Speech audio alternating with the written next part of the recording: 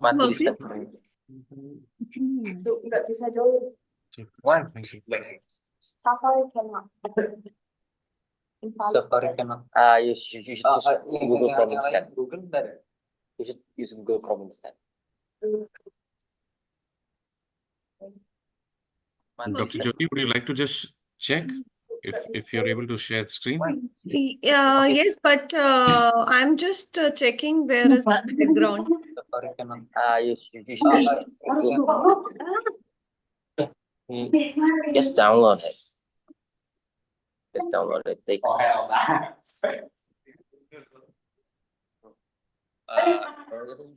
Just close it. They can't see anything. They can't see anything. It's still dark. Quite. You just need to close a little bit. Just go ahead a little. More and more.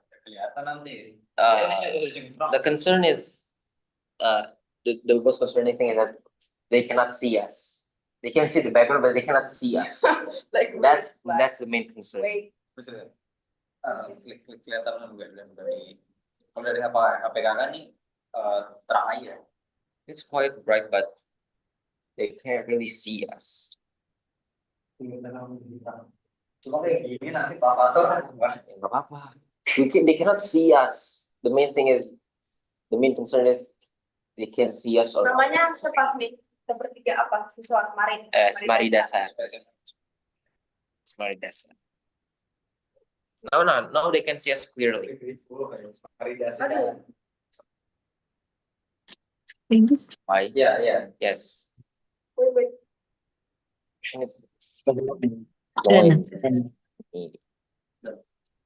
Di mana mereka tampilkan di mana? Oh, sini. Ininya Mark ada. is already joined. I think you should set up the camera. Ini bahasa Inggris semua ini.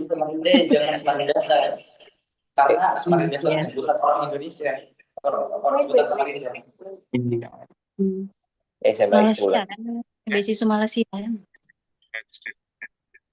Yes, but Yes. Yeah. No, you can just change your name in the meeting. Just tap into your. Yes, now.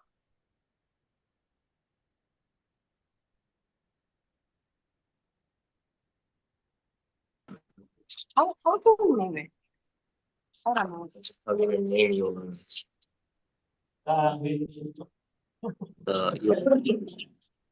So where is yours? Here. There's a band for winning.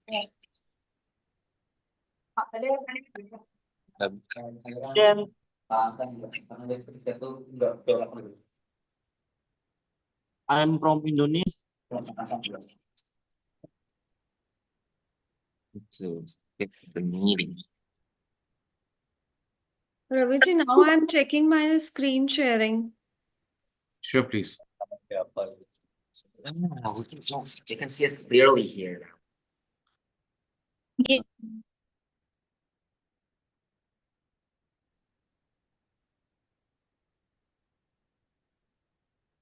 Yes, Dr. Jyoti, it's working. Yes, I hope it's working. Yes, thank you. Thank you.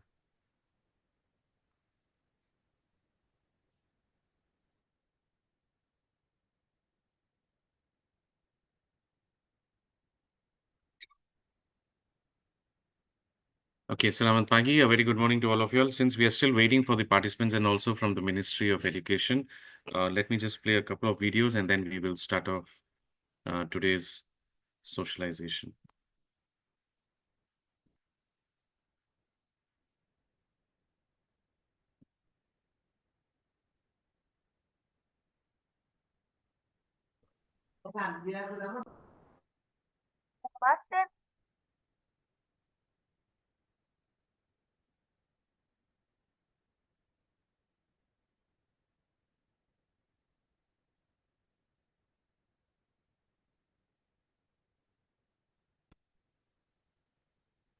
Pedos, welcome to Thai Apps Belajar di India Channel. Sebelum mulai, jangan lupa untuk klik tombol subscribe dan aktivasi notifikasinya ya, untuk tahu info menarik lainnya seputar India. Neredos, kali ini kita kedatangan teman lagi nih, yaitu Tabita yang akan menceritakan pengalamannya saat kuliah di India. Penasaran? Yuk kita langsung dengarkan ceritanya. Kenalin, nama aku Tabita Rizky Putri. Aku asalnya dari Kalimantan Timur, tepatnya dari kota Samarinda, SMA Katolik Santo Fransiskus Assisi. Jadi saya lulus di tahun 2019, tapi saya baru start kuliah di India tahun lalu, tahun 2021. Dan saya di sini ambil jurusan Nutrition and Dietetics. Apa pendapatmu tentang pendidikan di India setelah menjalaninya? Menurut saya pendidikan di India itu terstruktur. Jadi saya sebelum datang ke India sini, ekspektasi saya orang-orangnya tuh nggak terlalu fasih bahasa Inggris. Tapi ketika saya sudah mulai belajar di India sini, ternyata siswa-siswanya, dosennya, mereka semua fasih bahasa Inggris. Jadi nggak ada begitu banyak kendala buat saya beradaptasi dengan pendidikan di sini. Mereka juga di sini agak lebih strict daripada pendidikan di Indonesia. Jadi di sini mesti lebih disiplin sih kalau kuliahnya. Mungkin juga karena jurusan saya, jurusan Nutrition Dietetics, mengarah ke sains gitu kan ya. Dan juga dosennya juga caring sih. Jadi kita kalau ada kesulitan dalam kuliah itu mereka friendly juga mau menjelaskan dengan baik. Jadi pendidikan di sini menurut saya lebih baik daripada Indonesia juga karena full dalam bahasa Inggris. Bagaimana keseharianmu saat studi di India? Keseharian saya studi di India itu jadi kuliah saya jadwalnya itu tiap hari sama dari jam 9 sampai jam 4.30 sampai jam 4:30. Jadi sistem kuliah saya tuh mirip-mirip sebenarnya kayak seperti SMA di Indonesia. Jadi saya biasanya bangun pukul 7, terus saya siap-siap dan karena asrama saya dekat dari tempat kuliah saya, jadi saya hanya perlu berjalan kaki sekitar 7 menit. Jadi saya biasanya berangkat pukul 8.50 dan biasanya jam 9 kurang udah nyampe di kuliah. Jadi dalam sehari itu cuma ada 1 jam 15 menit untuk istirahatnya. Jadi full dari jam 9 sampai 4:30 itu kuliah. Setelah dari kuliah itu biasanya saya istirahat dulu atau enggak saya ke perpustakaan belajar, merevisi apa yang sudah saya pelajari. Dan juga biasanya karena udah capek itu sampai jam 4:30 kan kuliahnya, jadi saya biasanya istirahat, terus malamnya ya paling saya di waktu luang paling nonton atau menghubungi keluarga saya di Indonesia atau berkomunikasi dengan teman-teman saya. Nggak begitu banyak sih, jadi kalau weekdays biasanya saya kebanyakannya belajar. Tapi kalau weekend biasanya saya pergi jalan sekali-kali, explore India di kota Bangalore tepatnya. Apa perbedaan kultur yang paling kamu rasakan di India? Kalau perbedaan kultur, seperti yang kita tahu, kalau di India itu terkenal dengan Bollywood movie-nya. Jadi seperti yang kita tahu di Bollywood movie itu pasti akan selalu ada tari-tarian. Jadi di sini itu sangat lekat dengan tari-tariannya. Dimanapun, kapanpun tuh pasti ada orang yang menari, terutama di kampus. Jadi di kampus tuh sering banget ada event-event yang bertemakan tradisi gitu. Jadi pasti selalu ada tari-tarian. Bahkan teman-teman sekelas saya itu semuanya pada suka nari. Jadi saya di sini juga belajar tari-tarian India karena mereka sangat suka menari, dan menurut saya juga tariannya unik dan juga keren sih. Jadi saya merasa perbedaan kultur dengan Indonesia di sini orang-orangnya mereka lebih dekat dengan kulturnya mereka, dengan tradisinya mereka, dengan tari-tariannya. Ya, menurut saya seperti itu sih kulturnya. Bagaimana kamu beradaptasi dengan lingkungan pertemanan baru di India? Bagaimana saya beradaptasi? Jadi saya awal-awalnya agak sulit buat saya beradaptasi di sini juga karena teman-teman saya, dosen-dosen saya, orang-orang di sekeliling saya yang ada di sini tuh aksennya mereka memang bisa fasih berbicara bahasa Inggris tapi aksennya sangat beda. Jadi awal-awalnya saya sangat sulit untuk memahami aksen mereka. Mereka juga sulit untuk memahami aksen saya pada awalnya. Tapi setelah beberapa bulan saya bisa beradaptasi dengan mudah. Karena saya juga sudah paham aksen mereka, mereka juga sudah paham dengan aksen saya. Dan juga masalah beradaptasi tidak begitu sulit karena teman-teman di India sini semuanya ramah-ramah. Jadi menurut saya kalau misalnya ada kesulitan kita bisa minta tolong selalu sama mereka. Karena mereka juga ramah, suka menolong. Jadi kalau saya ada kendala bahasa, kendala misalnya saya nggak mengerti pelajaran, misalnya saya ingin pergi ke suatu tempat, mereka pasti bakal mau nemenin, mengenalin makanan-makanan di India, kultur-kulturnya di India. Mereka friendly banget. Jadi untuk masalah adaptasi nggak begitu sulit. Apa pengalaman paling berkesan selama kamu studi di India? Ya, pengalaman saya paling berkesan di India itu waktu saya baru seminggu di India sini ada acara Fresher Days. Fresher Day itu acara untuk freshmen, untuk mahasiswa baru. Nah, di situ saya jadi salah satu kandidat Miss Fresher. Jadi saya tuh nggak nyangka banget karena saya jadi Miss Fresher di kampus saya. Jadi menurut saya tuh berkesan banget karena saya pikir nggak bakal menang, soalnya waktu itu juga bahasa Inggris saya belum begitu fasih. Tapi ternyata kata jurinya performa saya bagus. Jadi mereka seperti memberikan pertanyaan mengenai sosial, mengenai politik, dan menurut jurinya jawaban saya bagus. Jadi mereka memenangkan saya di Miss Fresher tersebut. Jadi menurut saya itu sangat berkesan karena saya baru aja di India tapi saya sudah dapat banyak pengalaman. Pesan apa yang kamu bisa berikan untuk teman-teman yang berpikir untuk studi di India? Pesan saya untuk teman-teman yang berpikir untuk kuliah ke India, just go for it because di India itu nggak seperti yang kita bayangkan, nggak seperti apa yang selalu kita lihat di media. Karena di media itu seperti di Instagram mereka cuma menunjukkan sisi-sisi yang tidak begitu baiknya dari India. Padahal di India itu more than what we see in media. Di sini tuh bagus banget pokoknya. Tempat wisatanya juga bagus, orang-orangnya friendly, kulturnya juga sangat menarik, tariannya juga keren. Pokoknya keren banget. Di sini makanannya enak banget. Jadi kalau misalnya kalian ragu-ragu mau kuliah ke India, jangan. Soalnya di sini selain kalian belajar dalam bahasa Inggris, kalian juga mempersiapkan diri kalian untuk kalau misalnya kalian mau kuliah ke negara lain, misalnya ke Australia, ke Amerika, kalian udah bisa fasih bahasa Inggris karena di sini orang-orangnya juga pada fasih bahasa Inggris. Dan juga di sini juga karena agak strict belajarnya agak disiplin juga.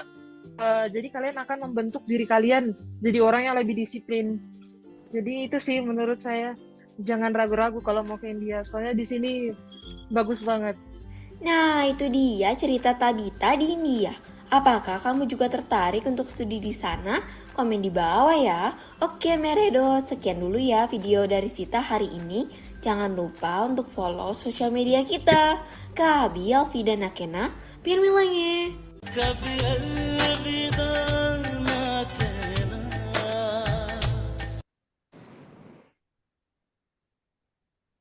Oke, selamat pagi, a very good morning to all of you all. Selamat pagi Bapak Ibu dan teman-teman yang siswa-siswinya dari Kalimantan Timur. Selamat pagi Pak Jasni. Very Selamat good pagi Pak morning. Rapi. Selamat pagi Pak Ya. Rapi. Apa kabar Bapak? Sehat Bapak? Alhamdulillah, makasih Pak Rapi. Oke, ya. Apakah kita boleh mulai atau bagaimana Pak? Maaf, minta arahan dari Bapak, Pak. Silakan Pak Rapi. We can start, Pak. Oke. Oke, selamat pagi. A very good morning to Bapak Ibu yang kita hormati. Selamat pagi Pak Jasni dari Dinas Pendidikan Provinsi Kalimantan Timur. Juga mau mengucapkan selamat pagi ke Bapak Irham Shah, Kepala Dinas Pendidikan Kalimantan Timur yang diwakili dari Pak Jasni. Dan juga selamat datang to all the universities dari India. We have Dr. Jyoti from Manav Rachna University, Professor Michael from Sharda University, and also Mr. Nipun Tyagi from Bennett University. Dan juga selamat datang, a very warm welcome to all the students, yang semua siswa-siswi dan juga mungkin guru BK dan kepala sekolahnya dari Kalimantan Timur. A very warm welcome also to the 3 students. Bapak Ibu, ada 3 siswa-siswi dari SMA Negeri 10 Samarinda, ada Kozi, ada Dafa and Gendis yang baru kemarin datang ke India. Jadi nanti kita minta mereka juga sharing pengalaman sedikit tentang waktu mereka berada di India. Jadi hari ini Bapak Ibu teman-teman, kita adalah yang webinar hari ini adalah temanya sosialisasi beasiswa India yang diberikan dari 3 universitas. Itu adalah Manav Rachna Educational Institution, yang kedua adalah Sharda University, yang ketiga adalah Bennett University. Jadi sebelum kita mulai acara Bapak Ibu, kita undang Pak Jasni dari Dinas Pendidikan Provinsi Kalimantan Timur untuk diberikan kata sambutan. Pak Jasni, over to you, Pak. Ya, terima kasih Pak Rapi. Assalamualaikum warahmatullahi wabarakatuh. Selamat pagi, salam sejahtera dan sehat untuk kita semua. Yang terhormat Bapak Rapi selaku Direktur KIUPS Internasional ya Pak Rapi. Kemudian yang terhormat Profesor Michael P. Barnpas. I'm so sorry jika salah menyebut nama ya Pak Rapi, Bapak Ibu semua. Profesor dari Marketing and Strategy Srada University, Ibu Dr. Joyti Purki, Director of International Affairs and Alliance Manav Rachna University, dan Bapak Nipun Tyagi, Deputy Manager International Admission Bennett University. Pertama, saya menyampaikan salam hormat dan permohonan maaf dari Bapak Kepala Dinas Pendidikan dan Kebudayaan Provinsi Kalimantan Timur yang hari ini ada agenda lain karena ada kegiatan di Balikpapan, jadi saat ini beliau sedang dalam perjalanan ke Balikpapan, jadi belum bisa bergabung. Mungkin di lain waktu bisa bergabung. Yang terhormat juga Bapak Ibu Kepala Sekolah, Guru BPBK, dan anak-anakku dari sekolah-sekolah baik itu negeri maupun swasta di Kalimantan Timur yang hari ini berkesempatan hadir, baik itu secara pribadi maupun di sekolah difasilitasi oleh sekolah. Yang pertama, marilah kita mengucapkan puji syukur kepada Allah Tuhan Yang Maha Kuasa, karena atas rahmatnya jualah kita bisa bertemu pada pagi hari ini pada kegiatan sosialisasi beasiswa di universitas di India.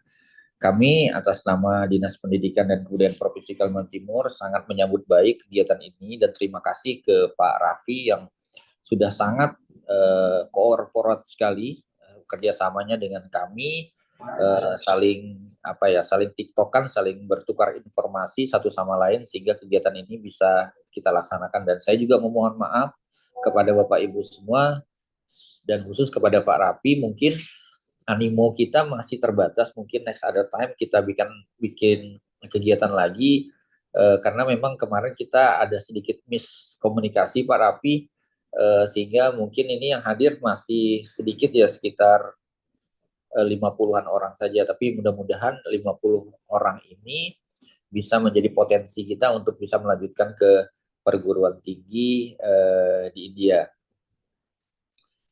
Saya berharap kepada Bapak Ibu semua, kepala sekolah maupun guru BPBK, bisa menjadi sebuah lokomotif untuk memfasilitasi siswa-siswi kita untuk melanjutkan ke perguruan tinggi. Karena memang tantangan-tantangan kita ke depan ini semakin banyak, terlebih Kalimantan Timur saat ini jadi bagian dari ibu kota negara yang memerlukan sumber daya manusia yang mumpuni untuk berperan aktif dalam peningkatan pembangunan di Kalimantan Timur khususnya dan di Indonesia pada umumnya. Dan ini saya terima kasih kembali kepada beberapa universitas di India termasuk Pak Rapi yang sudah ada scholarship buat kita, dan mudah-mudahan nanti bisa kita bergandengan tangan dengan scholarship di Kalimantan Timur sehingga satu sama lain bisa saling menutupi, saling berkoordinasi dan saling bekerja sama, sehingga apa yang menjadi handicap kita terkait dengan pembiayaan pendidikan itu bisa teratasi. Saya juga mengapresiasi Pak Rapi dan tim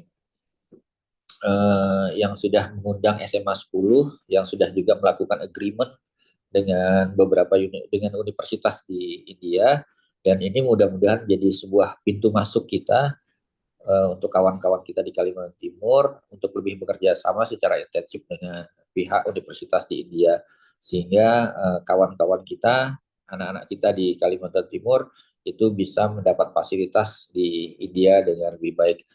Dan saya harapkan hari ini kita banyak berdiskusi Pak Rapi, terutama bagaimana dengan tata kehidupan di India, kemudian bagaimana dengan budaya, mungkin bisa cross culture understanding satu sama lain, bagaimana juga dengan fasilitas-fasilitas pendidikan di India, sehingga akan menumbuh kembangkan keinginan dan keingintahuan anak-anak kami di Kalimantan Timur untuk datang ke India. Kalau selama ini kan kami tahu India paling kuch hutahe atau sarukan atau yang lain-lainnya belum belum maksimal pengetahuannya. Jadi mungkin hari ini selain kita juga berbicara terkait dengan pendidikan, juga kita bisa cross culture dengan India, bagaimana kehidupan di India, sehingga nanti kalau anak-anak bisa melanjutkan ke India nanti jadi shocknya tidak terlalu panjang terkait dengan budayanya, jadi udah tahu bagaimana kehidupan di India, bagaimana fasilitas-fasilitas pendidikan, bagaimana fasilitas-fasilitas asrama atau boardingnya, kemudian bagaimana mendapatkan makanan, karena mohon maaf di Kalimantan Timur itu mayoritas saudara-saudara kita itu Muslim, mungkin kita akan mencari makanan-makanan yang halal di sana, bagaimana untuk akses tersebut. Juga mungkin mohon maaf, mungkin siapa tahu ada fasilitas-fasilitas terkait dengan peribadatan apa segala macam yang bisa kita temukan di sana, sehingga hal-hal tersebut tidak menjadi kendala kalau kita melanjutkan pendidikan ke luar negeri. Dan yang lebih penting adalah scholarship. Kami berharap scholarshipnya lebih luas ya Pak Rofi, lebih banyak yang kita dapatkan, kemudian kuotanya juga lebih banyak, kemudian masuk ke fakultas atau jurusan-jurusan yang lebih banyak juga yang menjadi kebutuhan-kebutuhan di Kalimantan Timur khususnya. Sekali lagi terima kasih Pak Rapi, dan saya mohon maaf atas nama Pak Kepala Dinas karena beliau saat ini sedang ada kegiatan lain di waktu yang sama, tapi beliau menyampaikan salam hormat dan semoga animo anak-anak kita untuk melanjutkan ke India itu bisa terfasilitasi dengan baik dan nanti bisa berkontribusi bagi pembangunan di Kalimantan Timur. Sekali lagi terima kasih Pak Rapi. Saya akhiri, terima kasih. Assalamualaikum warahmatullahi wabarakatuh. Waalaikumsalam Nah, Bapak. Terima kasih banyak Pak Jasni, dan juga lagi Pak, gambar. tolong disampaikan salam dari kami ke Pak Kades ya Pak. Tolong disampaikan salam dari kami, dan Ya. juga terima kasih banyak Bapak untuk ada kesempatan jadi Bapak bisa diberikan kata sambutan, dan juga Pak Jasni dan juga teman-teman yang dari Kalimantan Timur mau disampaikan Pak, dari 3 universitas yang hadir hari ini sebenarnya program yang tersedia mereka semua Pak. Mereka kan ada program dokteran, ada program accounting, ada juga yang kesehatan, ada engineering, ada teknik, ada komputer. Jadi jurusan apapun yang kita perlu dari 3 universitas masing-masing mereka tersediakan. Dan juga mereka juga diberikan program beasiswa. Jadi kita pasti mereka juga mau diberikan banyak informasi. Tapi mungkin izin Pak Jasni, sebelum presentasi mereka, saya ada sedikit presentasi yang jadi seperti tadi Bapak disampaikan. kita juga mau kenalan culture India, mungkin biaya hidupnya dan lain-lainnya, itu kan saya bisa diberikan sedikit informasi, Pak. Jadi sekali lagi terima kasih banyak Pak Jasni, terima kasih banyak ya Bapak untuk diberikan waktu dan kesempatan. Jadi hari ini kita bisa diberikan ada sosialisasi tentang program beasiswa 2025 untuk Provinsi Kalimantan Timur. Ya, terima kasih banyak Pak Jasni dan Terima kasih, tolong Pak. disampaikan salam dari kami ke Pak Kadis, Pak. Ya, Ya, terima Pak. kasih. Ya, oke. Jadi Bapak Ibu, teman-teman yang karena acara ini sudah pembuka dari Dinas Pendidikan Provinsi Kalimantan Timur, teman-teman, izin saya mau share satu screen saya dan mau diberikan informasi sedikit teman-teman tentang India dan pendidikan India. Mungkin sedikit aja ya teman-teman, karena yang pentingnya hari ini adalah tentang yang sosialisasi tentang beasiswa, karena kita ada program beasiswa dari 3 universitas yang terkenal di India. Jadi kita mau dibahas itu, tapi sebelum itu mungkin saya bisa share sedikit informasi tentang India dan pendidikan India. Jadi izin Bapak Ibu teman-teman mau share screen dan langsung bisa dimulai presentasinya. Just give me 1 minute.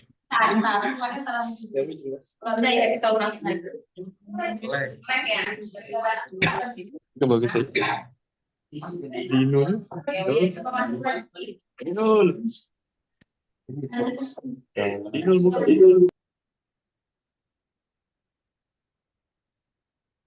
Oke, jadi teman-teman, ini adalah sosialisasi informasi sedikit tentang India. Saya cuma ada 30 menit, jadi teman-teman saya skip banyak slide ya. Jadi izin, tapi fokusnya adalah mau diberikan informasi penting, and then langsung kita mau bahas tentang yang program beasiswa. Untuk kenalan saya sendiri, Bapak Ibu teman-teman, nama saya Raffi Makija, berasal dari India. Sudah lama Bapak Ibu teman-teman tinggal di Indonesia, sudah 25 tahun. Domisili di Jakarta, ya muka juga orang India ya Bapak Ibu teman-teman, tapi ya punya paspornya WNI, itu warga negara India ya, tapi hatinya sudah WNI Bapak Ibu, itu kan udah warga negara Indonesia. Dan teman-teman, saya sudah kunjungan ke 27 provinsi se-Indonesia, dan seperti tadi Pak Jasni juga disampaikan adalah masyarakat Indonesia kenal India karena yang ini ya, biasanya kenal karena Shah Rukh Khan, ada Shahir Sheikh, adalah dance, Ramayana Mahabharata, Kuch Kuch Hota Hai, Taj Mahal, dan lain-lain. Tapi hari ini, teman-teman, kita mau diberikan banyak informasi, ya. Kita mau diberikan banyak informasi tentang India, right? Apakah negara India besar atau tidak, atau bagaimana. Dan juga paling penting, teman-teman, yang kita kan ada isu-isu yang sosial media yang kita biasa hadapi. Nanti kita kan ada 3 teman yang dari SMA Negeri 10 Samarinda, ada juga Gendes, ada juga Tafa. Nanti mereka bisa dijelaskan apakah informasi yang kita dapat dari sosmed itu benar atau tidak ya. Jadi informasi-informasi itu kita bisa dapat dari sana. Jadi teman-teman, sebelum saya lanjutkan presentasi, izin saya muter satu video karena waktunya singkat. Jadi saya muter satu video. Video ini adalah informasi singkat tentang India dan pendidikan India, dan setelah itu langsung saya bisa diberikan informasi penting tentang pendidikan India. Ya, jadi izin Bapak Ibu teman-teman, saya share screen saya lagi.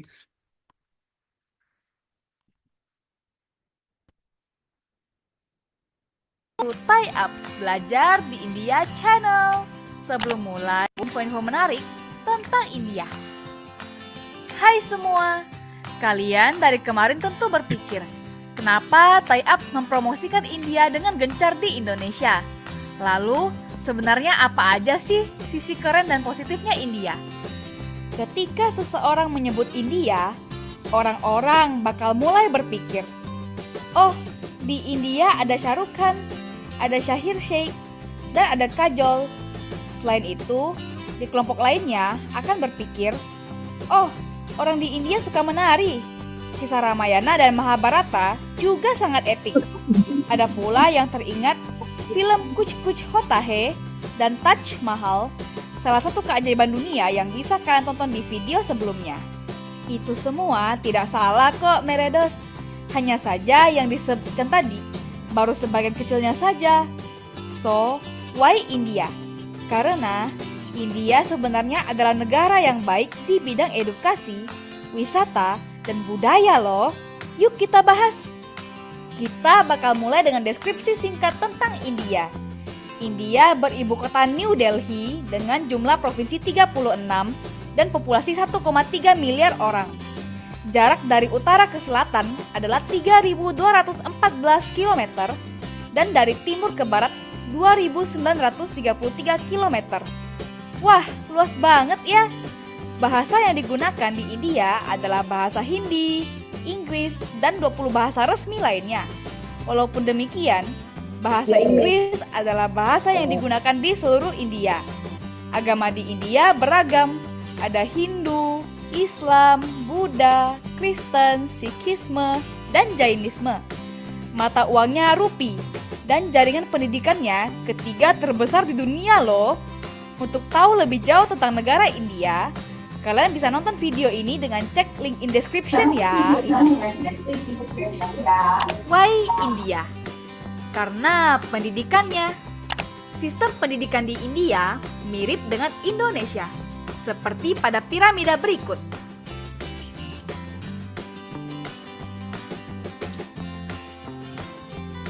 Universitas tertua juga ada di India loh, namanya Takshashila University, yang dulu dikenal sebagai rute pengetahuan dan akhirnya membuat murid di Kerajaan Sriwijaya dari Nusantara untuk datang belajar di Takshashila atau Nalanda, karena dianggap sebagai home of knowledge. Tapi entah kenapa rute tersebut menghilang. India juga merupakan negara dengan sistem pendidikan terbesar ketiga di dunia, dengan lebih dari 800 universitas dan 39.000 college yang mendaftarkan lebih dari 20 juta murid dan mahasiswa. India adalah negara dengan gelar PhD terbanyak keempat di dunia. Wah, hebat sekali ya! Semua jurusan dan pendidikan di India pun diakui dunia, dan dijamin kualitasnya cukup bersaing loh. Masukan-masukan dari akademik selalu dipertimbangkan untuk dimasukkan ke dalam kurikulum. Hal ini menunjukkan integritas dari pendidikan di India sangat kuat. Berikut adalah fakta lainnya tentang pendidikan di India yang oke banget.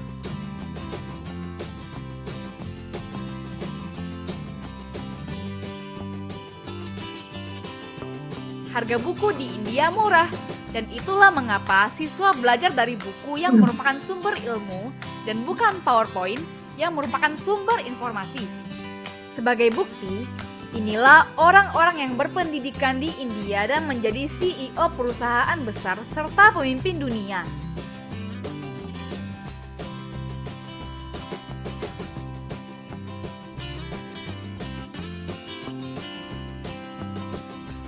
Selain itu, India juga mencetak para pemenang Nobel loh.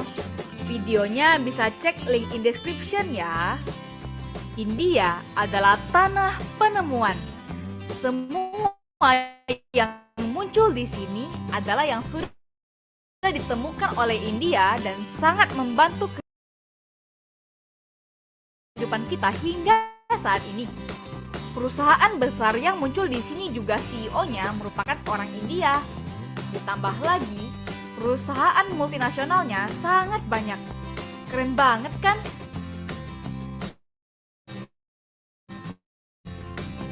Why India? Karena pariwisatanya.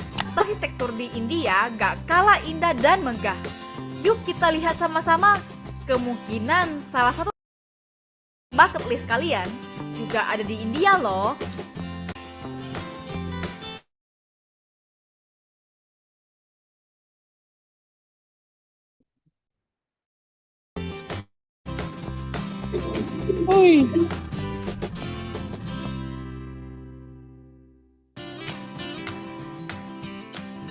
Indah-indah ya, bikin jadi pengen pergi deh.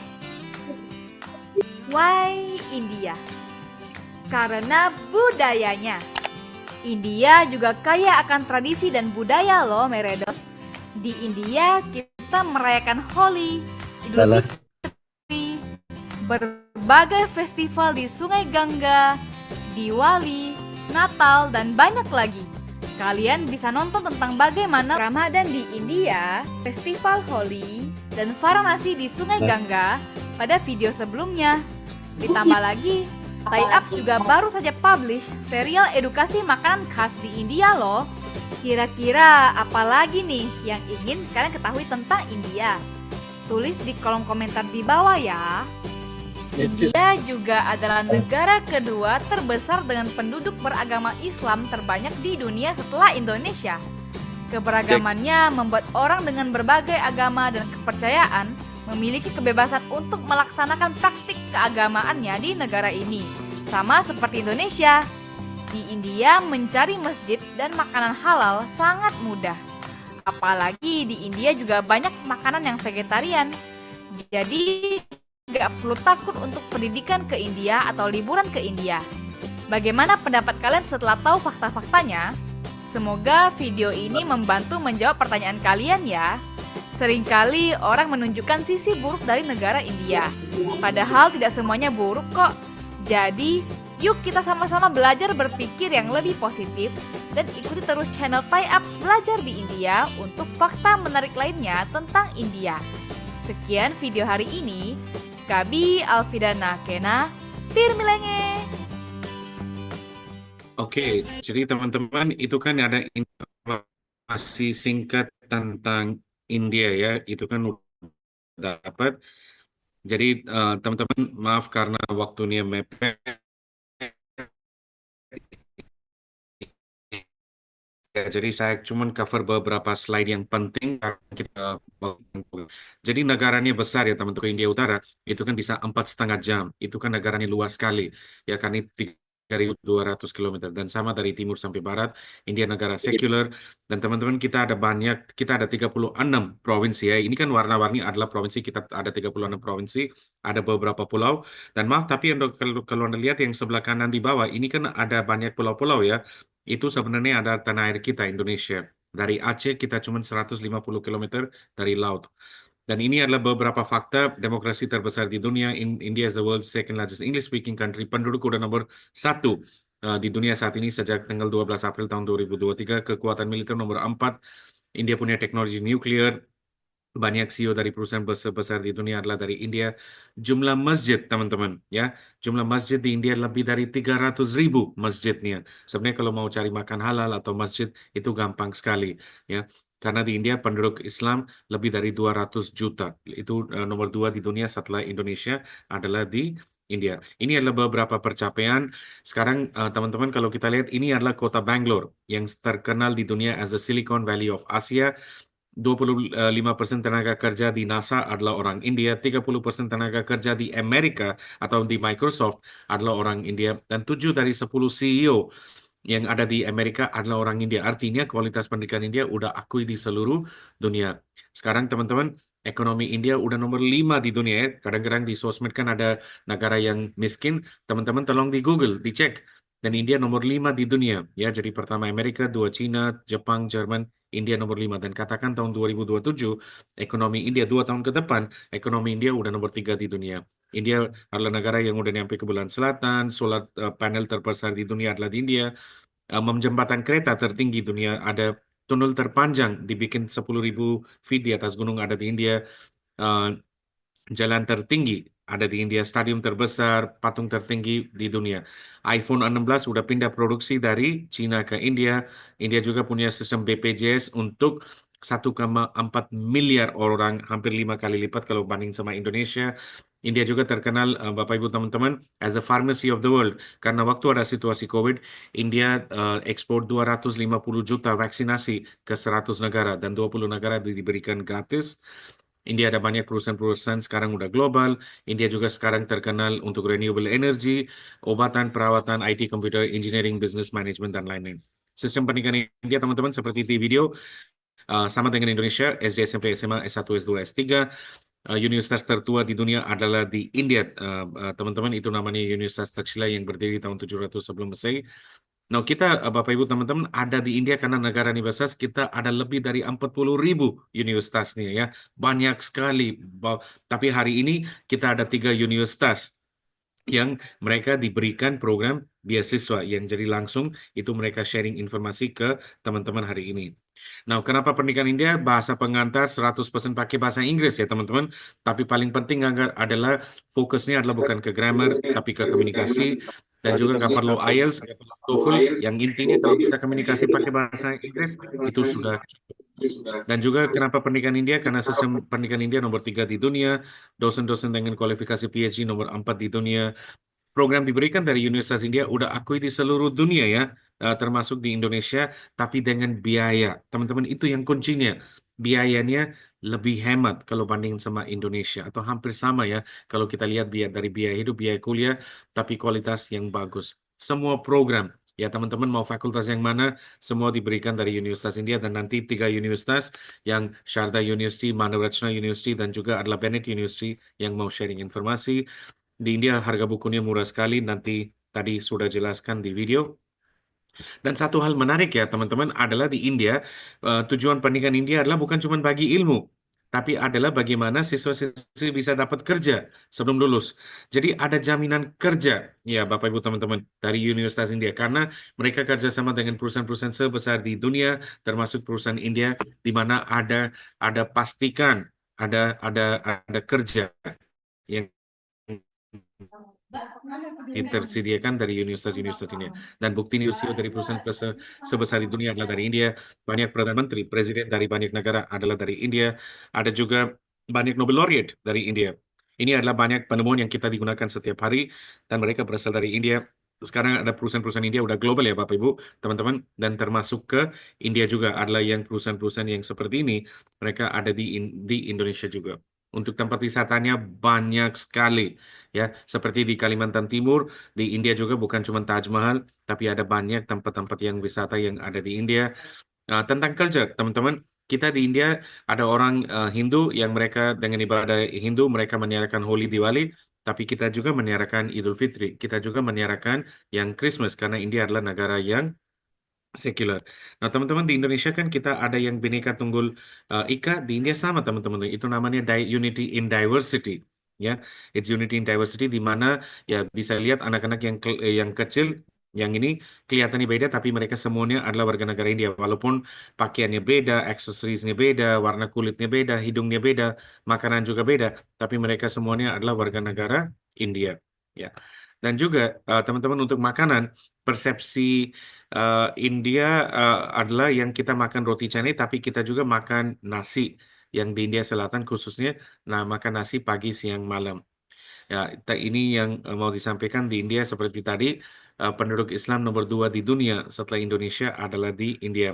Dan juga teman-teman untuk informasi, ya kadang-kadang ada video ya tentang kastanya ya. Ya nanti pasti yang kita minta, yang 3 teman kita yang dari SMA Negeri 10 Samarinda juga mau disampaikan. Tapi mau informasi sedikit, kita kan ada Ibu Draupadi Murmu, beliau adalah President of India sekarang, pejabatan yang paling tinggi teman-teman yang di India. Tapi kalau kita lihat kasta beliau adalah kasta yang terendah atau Dalit, tapi beliau dapat pejabatan yang paling tinggi. Jadi sebenarnya sistem kasta mungkin ada tempat-tempat tertentu ya masih ada, tapi secara garis besar itu tidak ada karena itu bukan representasi negara India.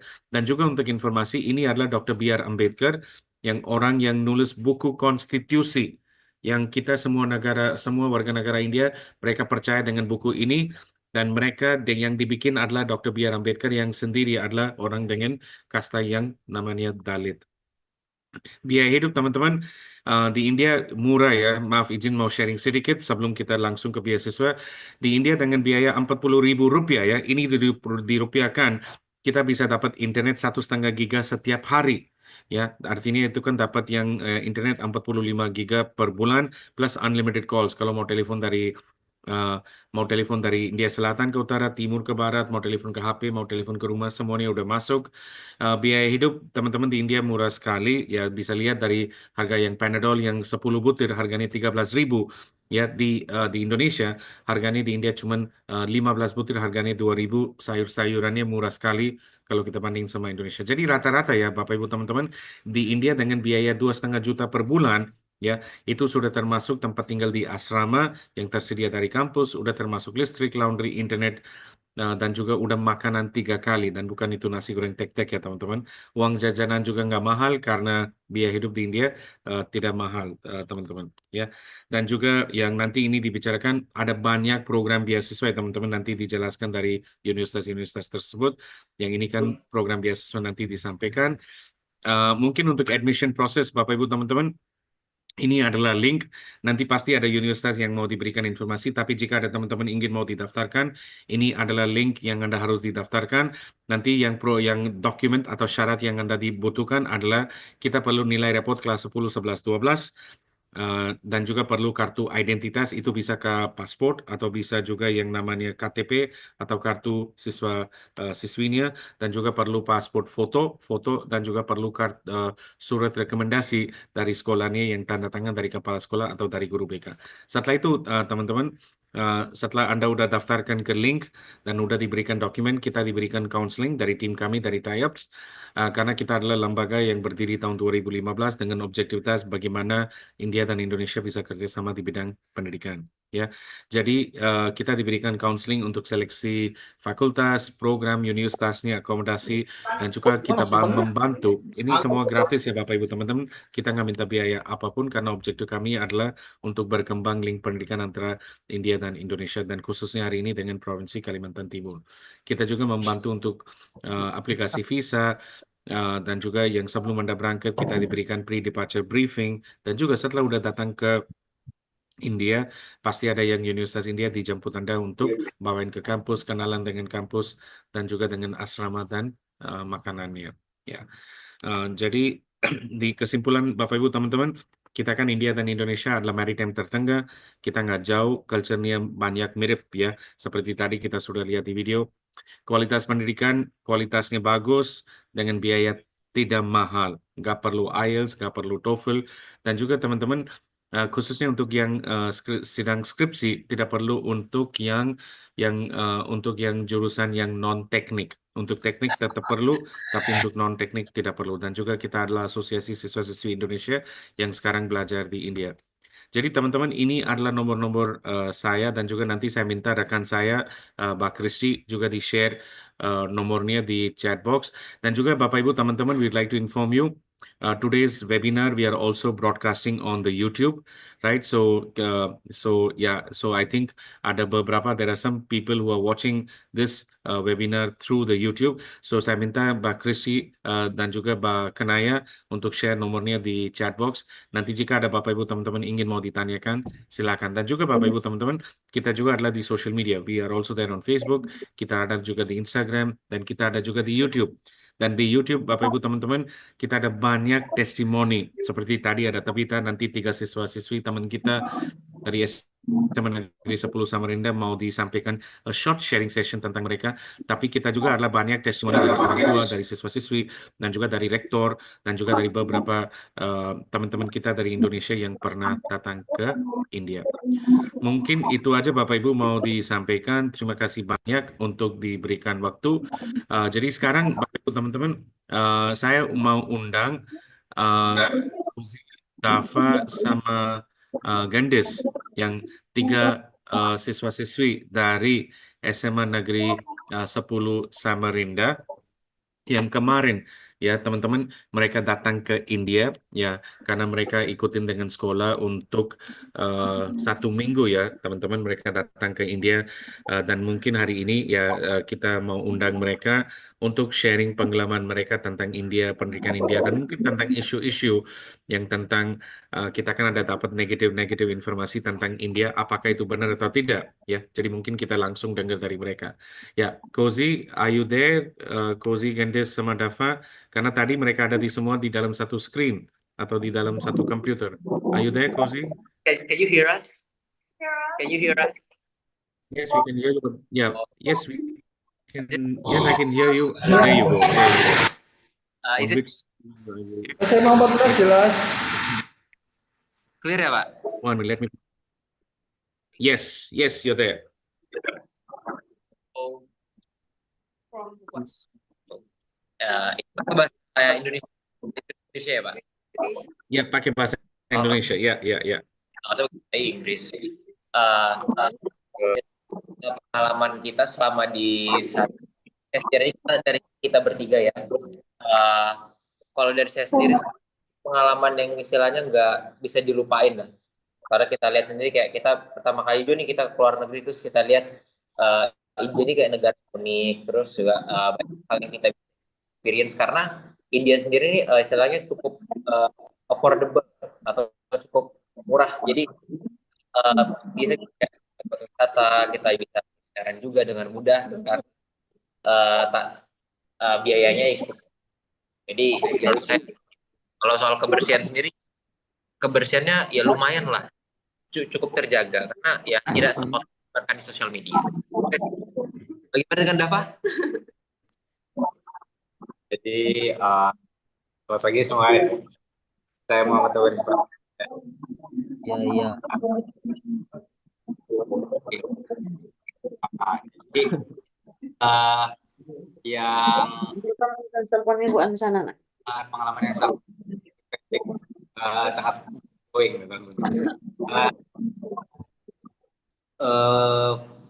Di sana kurang lebih sama seperti yang Pak Raffi tadi sampaikan. Di sana sangat, apalagi di sana sangat murah, makanannya sangat enak, dan di sana kurang lebih mungkin kalau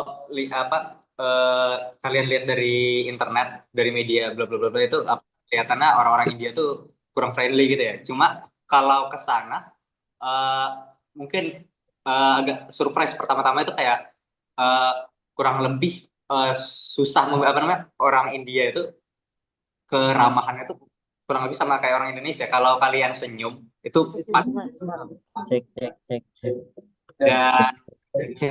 Cek. suara enggak maksudnya ya masuk Bisa, silakan.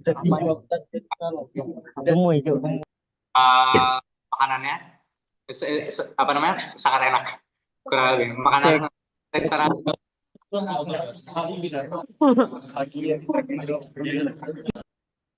Saya chicken tandoori. Silakan Gendis, ini selanjutnya.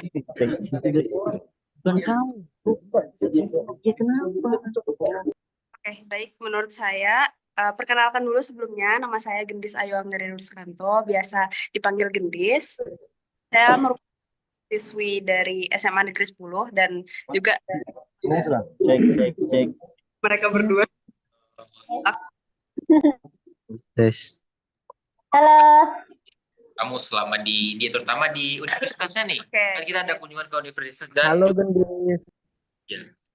Oke, jadi kita selama di sana itu juga kan kita nih dikasih mengunjungi beberapa universitas gitu kan, mendapatkan kesempatan di sana, terus juga melihat beberapa fasilitas, bagaimana pendidikannya di sana, dan apa aja sih persyaratan yang harus dia siapkan sebelum kita ke sana atau mau daftar di sana gitu.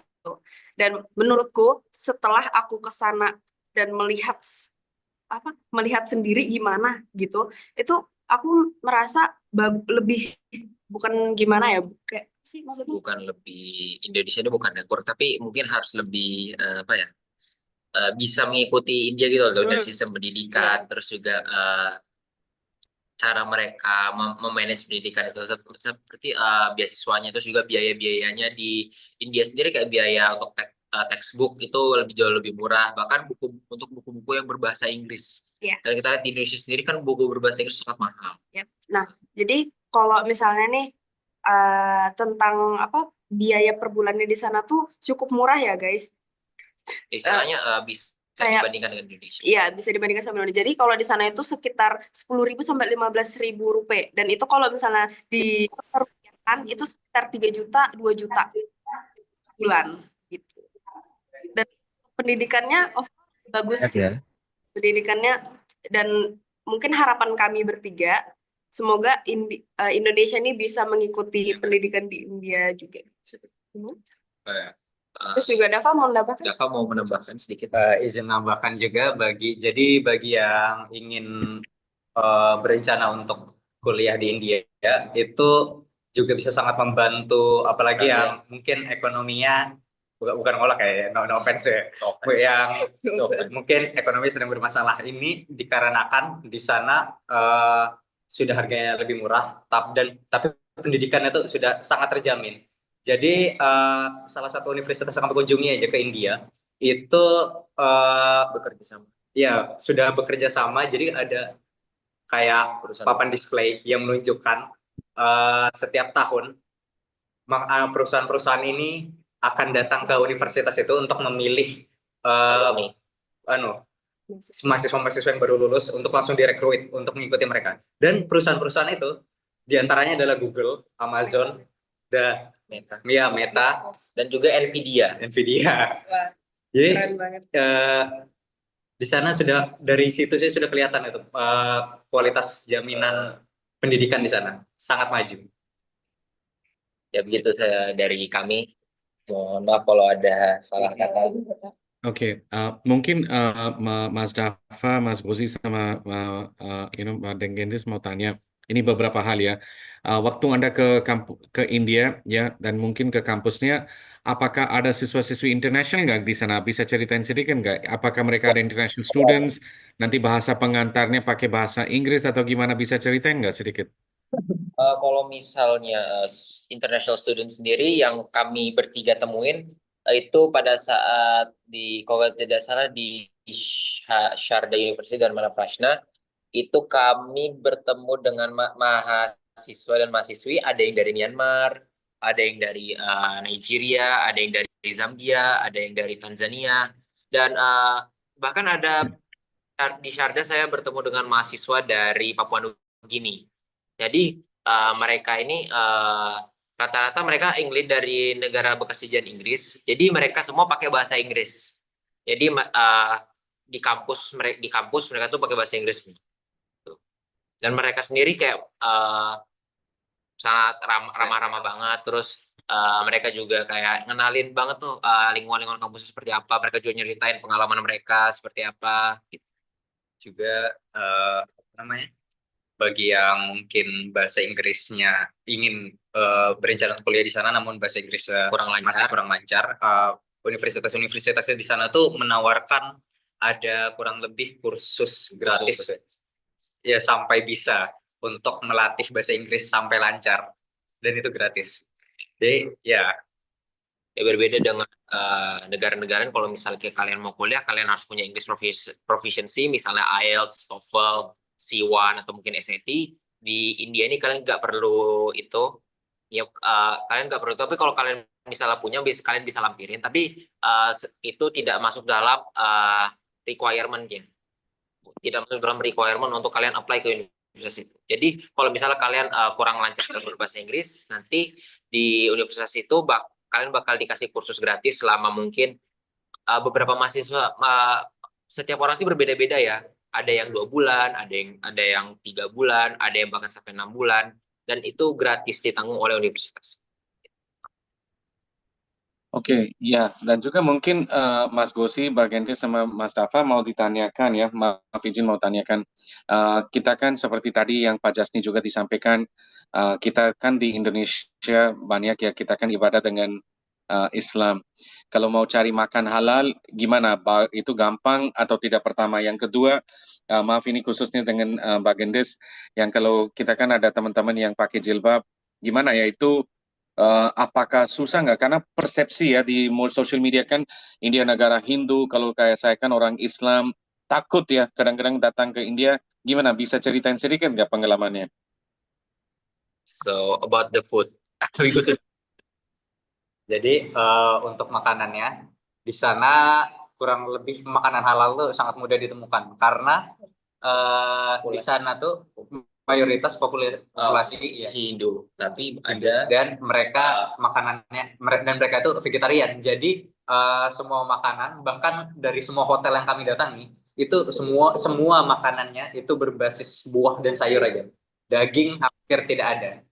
Jadi selama kami mengunjungi India itu makanan daging satu-satu yang kami makan itu cuma ayam biryani. Sisanya benar-benar berbasis buah dan sayur. Ya, dan mungkin kalian nganggap makanan vegetarian pasti itu kurang hambar dan lain. Kalian harus merasakan sendiri dulu. Di sana itu makanan asin itu semuanya kurang lebih pedas dan Dan berempah banget, sangat rempahnya banyak. rempahnya banyak. Jadi makanan apapun itu sangat berasa. Walaupun kedengaran makanan vegetarian kurang menarik gitu. Kalian harus merasakan sendiri supaya tahu. Oke. Selanjutnya saya Gozi akan menjelaskan soal kemudahan beribadah di India. Di India sendiri banyak masjid ya, seperti yang tadi disampaikan oleh Pak Raffi, ada kurang lebih 300.000 masjid. Dan di tempat kami menginap sendiri itu di dekatnya di situ ada masjid juga. Dan terus juga pengalaman saya sholat saya pada saat menjalankan ibadah di India sini, saya tidak merasakan adanya gangguan, tidak ada diskriminasi dan lain sebagainya. Dan orang-orang kayak biasa saja tuh saat saya bilang saya Muslim gitu. Dan tidak ada orang-orang Islam menjudge atau istilahnya mendiskriminasi saya untuk melakukan ibadah dan mempraktikkan dan menjalankan ibadah sholat 5 waktu tentunya.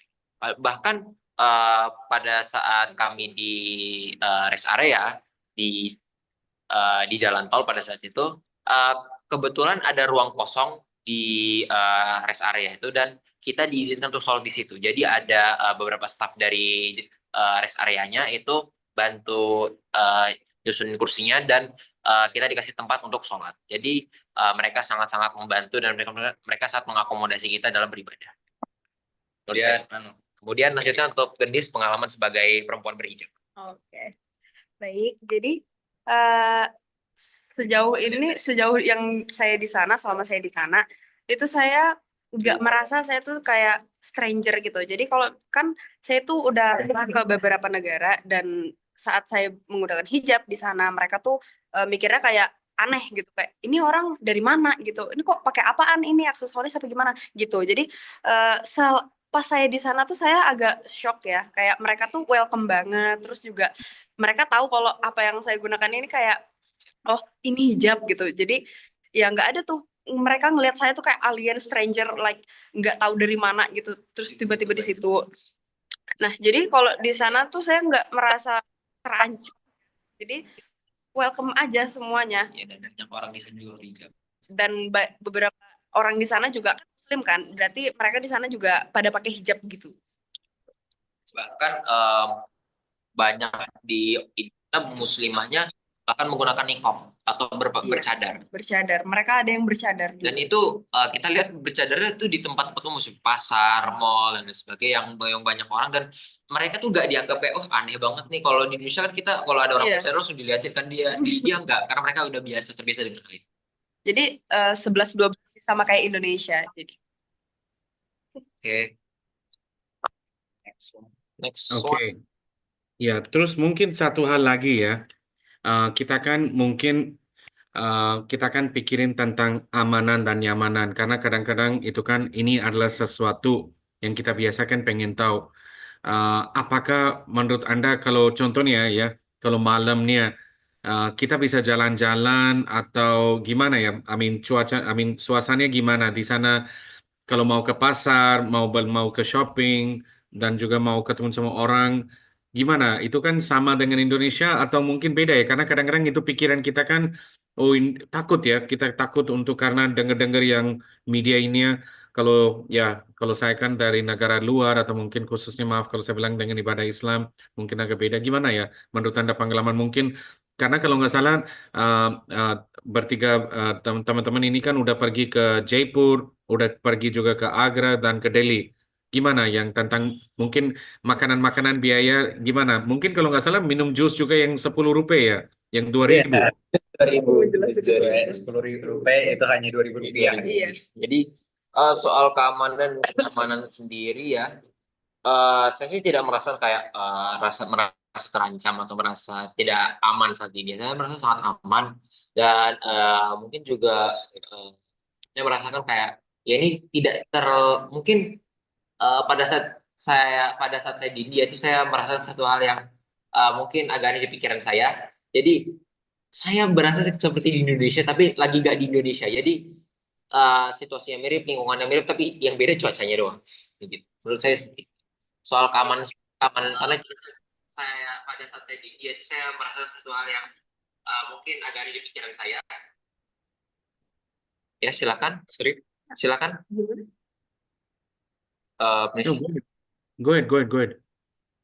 Oh, oke. Next, Dava. Juga mengenai keamanan dan kenyamanan, tadi ada Mas Raffi juga ingin saya menjelaskan mengenai suasana di sana. Nah, kurang lebih sana itu selalu ramai, mau pagi mau malam. Jadi sebagai contoh pendek saja, kebetulan di hotel yang terakhir yang kami kunjungi itu letaknya pas di tengah-tengah pasar malam, dan itu sampai cukup malam, itu cukup larut malam, dan di luar tuh masih tetap ramai. Tapi untuk kenyamanan dan keamanannya kurang lebih itu hampir sama dengan di Indonesia, berhubungan dengan yang saya sebutkan sebelumnya. Keramahan di orang India di sana itu sangat ramah. Jadi perbedaan signifikan yang paling kelihatan itu mungkin di sana hanya sangat padat, banyak di sana orang ya. Namun dari kepadatan di situ itu yang memberi suasana India, yang membuat suasana India unik ya. Di sana tuh mau kapanpun dimanapun selalu ramai. Ya. Bahkan kita sempat ini kita bertiga ya. Kita bertiga ini sempat naik metro atau naik MRT lah istilahnya. Itu jam kalau tidak salah jam 12 malam. Itu situasi kayak rush hour Jakarta. Kalian tahu MRT rush hour Jakarta jam 2 siang, mirip itu jam 12 malamnya di India. Sampai jepit-jepitan Jadi, di MRT. Jadi di sana itu kalau mau siang mau malam itu ramai. Kamu jelasin kayak pengalamanmu di India sebagai keamanan, terutama kamu sebagai perempuan nih. Keamanan kurang lebih sama seperti di Indonesia. Ya. Juga yang awalnya kamu dikasih wanti-wanti sama ayahmu. Oh, oke. Jadi sebenarnya guys, sebelum ini cerita sedikit ya. Sebelum saya ke India itu kan saya ada cerita sama orang tua, sama teman dan lain-lain. Nah, dari keluarga saya itu sebenarnya nggak memperbolehkan karena terutama ayah saya itu nggak memperbolehkan.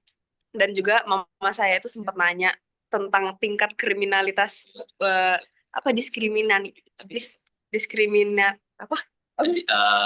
Diskriminasi. perempuan itu tinggi kan.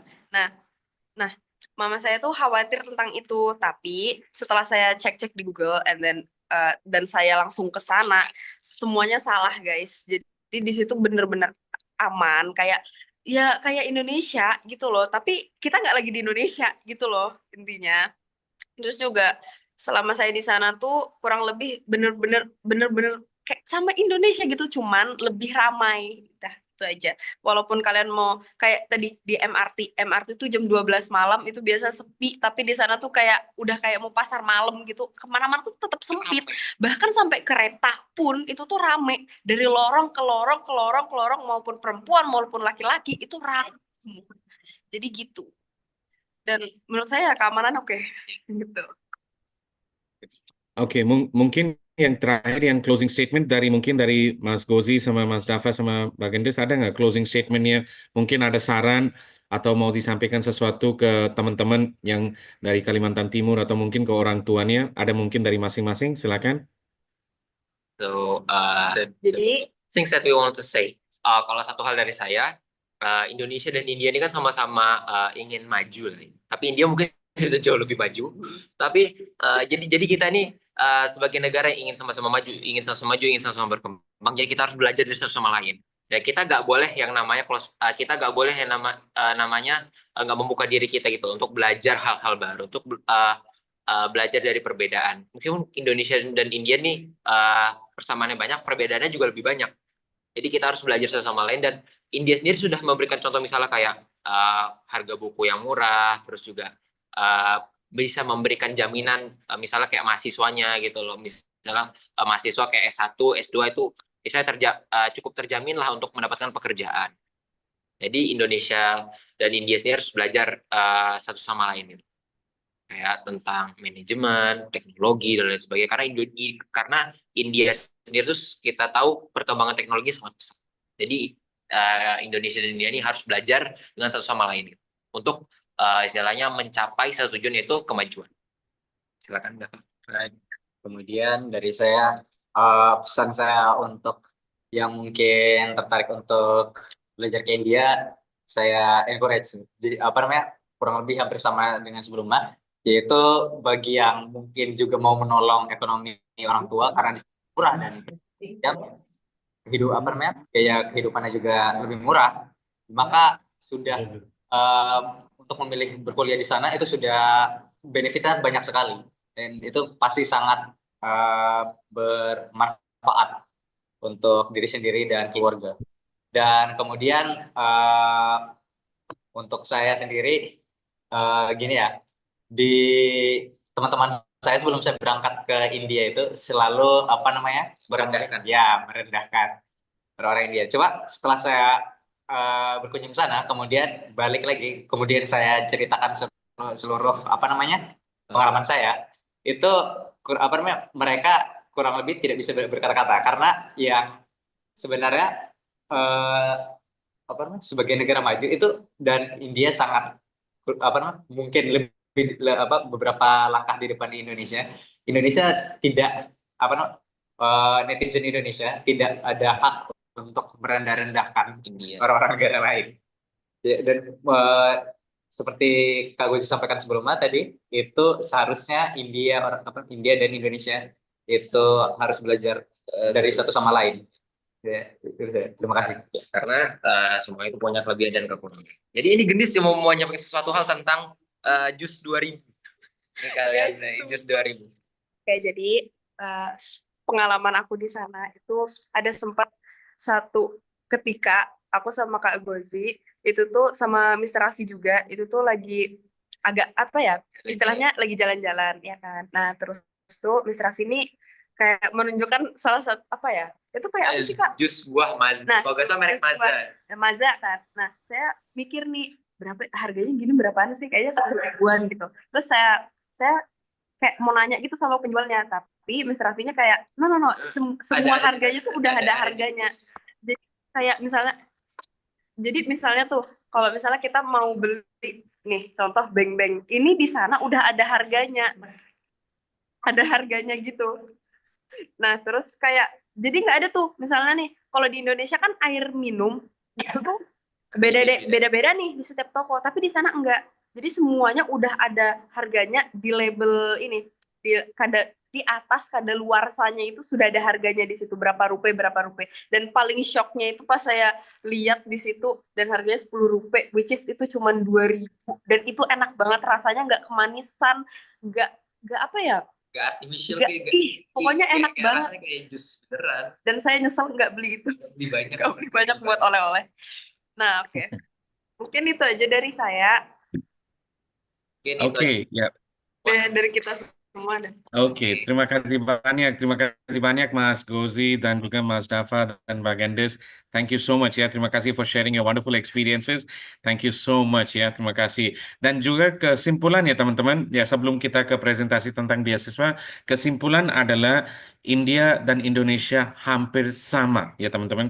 Walaupun ada perbedaan, tapi ada banyak kesamaan. Yang kedua, kualitas pendidikan, kualitas internasional, ya. Terus bahasa pengantar 100% pakai bahasa Inggris. Dan kita tahu ya teman-teman bahasa Inggris adalah bahasa kerja, bahasa dunia. Biaya hidup mungkin bisa bilangin sama dengan Indonesia atau mungkin yang terjangkau. Biaya kuliah juga sama, hampir sama dengan universitas-universitas swasta atau juga ada program beasiswa. Jadi ini bisa dimanfaatkan. Right?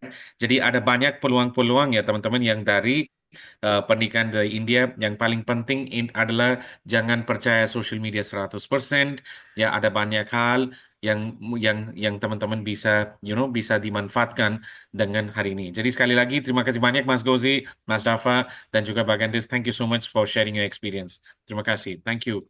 Oke, jadi teman-teman karena sekarang udah pengalaman yang kita udah diberikan dari teman-teman kita dari SMA Negeri 10 Samarinda, we will go to the main part of the webinar hari ini atau sosialisasi adalah tentang beasiswa.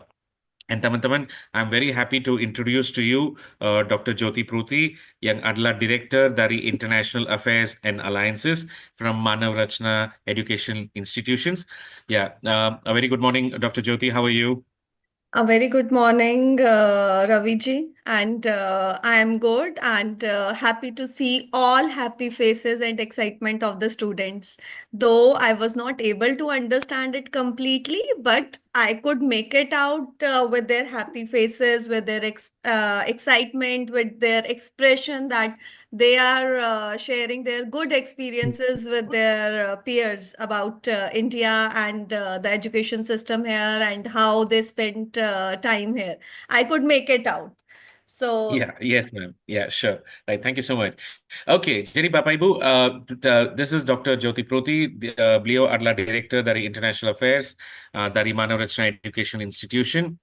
So, over to you, Dr. Jyoti, for your presentation about the university, and also maybe you can, I think the students are very excited to know about even the scholarship programs which are available at Manav Rachna Education Institution. Over to you, Dr. Jyoti. sure, Raviji, thank you. First of all, a very pleasant good morning to honorable guest from the ministry. I could see Principal Sir here, Mr. Fatur, with us, the teachers who joined us at Manav Rachna, my dear students, my colleagues from other university. I hope you all are doing well. So let me walk you through, as Raviji rightly mentioned, I am here just to walk you through the Manav Rachna journey, what Manav Rachna is doing, how it is nurturing its students, and how it is contributing in your lives, how it is making the career of our students. So Raviji, I hope my voice is very much clear. Now I'm sharing my screen. Yes, ma'am. Your voice is very clear.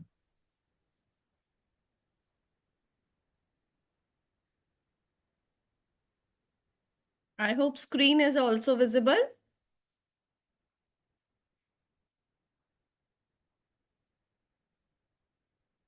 But Ma'am, you can use the presentation mode. yes, I'm going Yeah. to that only. I hope it's clear now. Ma'am, it's still not into the presentation mode. See here, I'm moving the presentation. You're not able to see it? No, ma'am, you're not able to see the, yeah, maybe you can try to just, yeah, share it once again, ma'am. Let me share the entire screen then.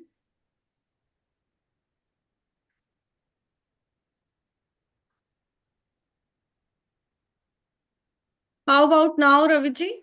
Yes, ma'am, now it's perfect. It's clear? Yes, it's clear. Yeah. So, three of your friends have seen Manav Rachna campus. Let me give you a glimpse of Manav Rachna campus to each one of you through this video. As we are far, you are sitting at your place. Let me play a video for you. A realm where knowledge converges with inspiration, a sanctuary where aspirations take flight, a crucible where students forge the blueprints of their destinies. This is MREI, Manav Rachna Educational Institutions, a legacy spanning over 26 years, dedicatedly works to create the trailblazers of tomorrow. Nestled within the resplendent embrace of the Aravali Hills, Manav Rachna is more than just a mere collection of structures. It's an ecosystem, teeming with ideas, innovation, and the spirit of exploration. Comprising three globally acclaimed higher education establishments, namely Manav Rachna University, Manav Rachna Dental College, MRTC, Manav Rachna International Institute of Research and Studies, MRIIRS, and a constellation of schools that cater to learning needs till the secondary level. MREI offers a holistic educational experience. The 12 schools by Manav Rachna include 4 Kunskapsskolan schools, which are run in partnership with our Swedish partner, Kunskapsskolan Education. With an extensive network of over 86 global academic partnerships, Manav Rachna kindles the flames of international education and fosters cross-cultural learning, bestowing upon its students a truly global perspective.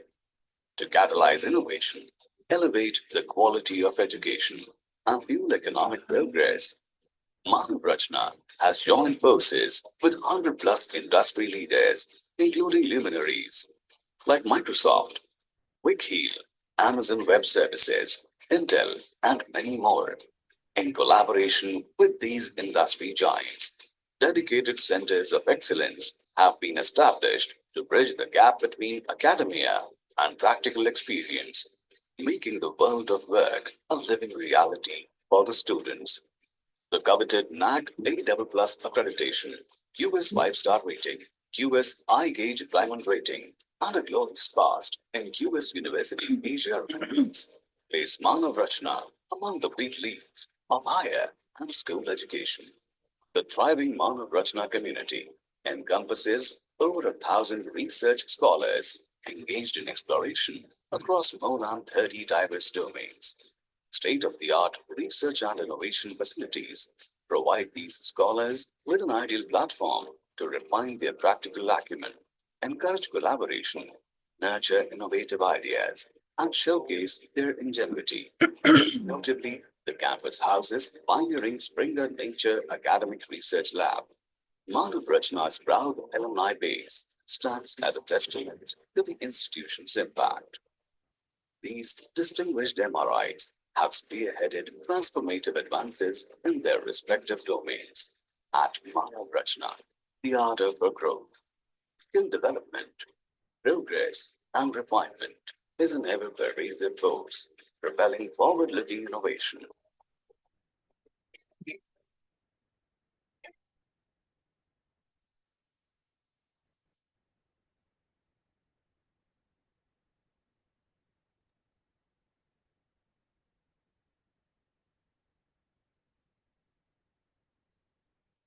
I hope you like the video and the campus and how Manav Rachna is doing. It's just in a one screen. I tried to capture it for you. I hope you liked it and got some idea about Manav Rachna. So coming to the history of Manav Rachna, he is our founder, Chancellor Dr. O.P. Bhalla. So his vision was very clear. He kept the name institution name with some vision, Manav Rachna, Manav and Rachna. These are two Hindi words. And in Hindi, we call it as Manav ki Rachna. And in English, we call it as creating good human beings. Manav means human, Rachna means creation. So creating good human beings. So his vision was to make good son, good daughter, and above all, good citizens who could serve the society, who could contribute to the society. So with his journey, his vision was very clear. And with this powerful movement, his strong determination, his strong efforts, so far we have 41,000 alumni base and in campus and of Manav Rachna, there are about 55,000 plus students on campus, 25 plus Center of Excellence, many research grants are there, and we are having students from 20 plus countries, and our alumni are based out of more than 60 countries. And about Manav Rachna, we are having two units, specifically two universities. One is Manav Rachna International Institute of Research and Studies. Second one is Manav Rachna University. Other than these two universities, we are having one dental college also, 12 schools across India, 4 Kunstkaps College School, and we are also running the vertical of distance online education. We are having Manav Rachna shooting range, radio community, where your friends, teachers, and principal visited that facility as well. And apart from these major units of the Manav Rachna, we are having two another additional units who are helping the complete ecosystem, our complete student community to get equipped with desired skills and should be well placed in the industry. So I will come to the industry and the placements as well. Before that, I would like to share that Manav Rashna has a crown with all the rankings. The top ranking of India is NAC A++, and in NIRF, Manav Rashna is under top 100. We are having 92 rank for QS. The overall ranking is 4-star, but we are having 5-star ranking in employability, in placements, and in innovation.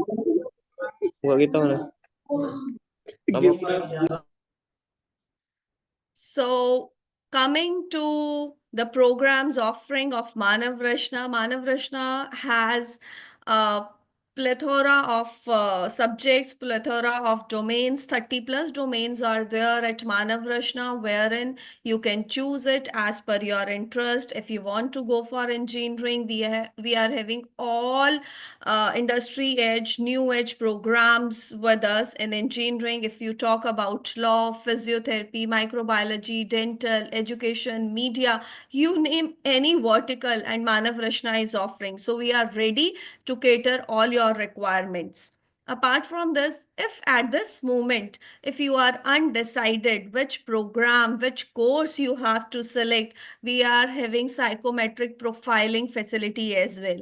You can go to our website and opt for psychometric profiling. Our experts will reach out to you and will help you in getting that psychometric profiling for you. That would be easy for you to choose your career in any of the domain. So domains are here on the screen. You could see. And coming to the admission process and scholarship policy, though Raviji has shared the complete details with you, so he will always be there to assist you, to support you, to guide you. However, I am sharing that admission process for Manav Rashna is very simple and convenient. Our experts will be there to support you, to give you 100% support from initial stage to the final admission stage, and the eligibility criteria for all the program. For example, you are going for engineering, there is a different eligibility criteria. By eligibility criteria, I mean the percentage in your qualifying exam. So basis that, you will be shortlisted for your university, and highlighting the scholarship here, because your principal, your teachers would be there in our campus. We have started this association in collaboration with Raviji. So we are offering 60% scholarship to all Indonesian students. So I would suggest you to go to our website, which is manavrashna.edu.in. Just explore it, see the facilities, see the lab, see your classrooms, and choose your program wisely. If you need any help, we are here. I'll share my number also in chat box, though Raviji is here to support you. And above all, Manav Rashna is having many center of excellence. Why? These all centers are in association with industry, because we want you to learn from industry experts. We want you to know what is going on in the industry. We are here to nurture you accordingly, so that you won't face any challenge in your academic journey, in your career, so that you would be able to grow on a fast pace. So all these center of excellence are there for you. You can initiate your research, you can make projects here, you can write research papers. And many of my students, first year student in fact, are writing research papers and publishing patents also. So these center of excellence are helping the students in the campus. So these are our industry partners. So Google name is not there. He is our recent industry partner. We are offering Gen AI course in association with Google this time, and cyber security also in association with Google. Other than this, Microsoft is there, Zebia is there, Daikin is there, Quick Heal, Amazon, Altair, Cisco. So all big giants of the industry are here in association with Manav Rashna to guide you and to nurture your path. And Manav Rachna is having international collaborations as well. Again, you can start your journey with Manav Rachna here in India and could finish it as a credit exchange, as a joint degree program at other country of globe. And for this, we are having 120 plus global academic partnerships. International faculty members are on board. We are offering student and faculty exchange programs. Curriculum is developed in association with the industry and the international faculty members. So these are few of the names of global academic collaborations that Manav Rachna is having. These are some articulation agreements with few of the universities that will help you for credit transfer. You could go to those universities to pursue your further education. These are the pathway collaborations. You could note down the names of the university and could search it later on. These are few faculty, international faculty members' faces for you. They are they are taking the classes again through a virtual mode only, not physical in the campus. And coming to the placement part till date, I'm proud to share that 25,000 plus students have been placed on campus with 200 plus key recruiters of our campus, including Accenture, Amazon, Microsoft, Naukri.com, Airtel. So there Flipkart also, and many of the students are now having good positions at Microsoft and Google both. These are the top placements. Like recently, one of my student got 60 lakhs per annum package. The average package is around 10 lakhs, and majority of the students are starting with 12 to 13 lakhs and going up to 60 lakh. Major chunk is between 25 lakhs to 30 lakhs per annum with few of the recruiters there. Yeah, ma'am, sorry, just to interrupt here, sorry. Can you just go back? Bapak Ibu, 60 lakhs itu kan di Indian rupee ya Bapak Ibu, tapi di Indonesia rupiah itu 1,2 miliar. Ya, jadi yang siswa-siswi yang lulus dari Manav Rachna dapat gaji yang paling besar adalah 1,2 M. Then, ma'am, the average recruitment, the package is 10 lakhs, is it? 10 to 12 lakhs, Raviji, majorly like the now it would become a minimum package of the student. 10 lakhs is the minimum one. So Okay. because the And jadi, industry is because the programs are in line with industry, so their skills are so high. When the skills are there, capabilities are there, industries are ready to capture the talent. Oke. Ya, jadi Bapak Ibu teman-teman, jadi yang di average, ya jadi siswa-siswi kalau lulus dari Manav Rachna, mereka dapat gajinya yang 10 sampai 12 lakh, artinya itu adalah yang 200 sampai 240 juta rupiah Bapak Ibu teman-teman. Ini adalah yang gaji yang semua siswa-siswi yang lulus dari Manav Rachna yang didapat, tapi yang maksimum yang kemarin ada yang siswa-siswi ini dapat di 1,2 M. Artinya ada jaminan kerja dari universitas-universitas Manav Rachna. Sorry, ma'am, just to translate the numbers into, the numbers. Please go ahead, ma'am. Sorry. This is absolutely fine.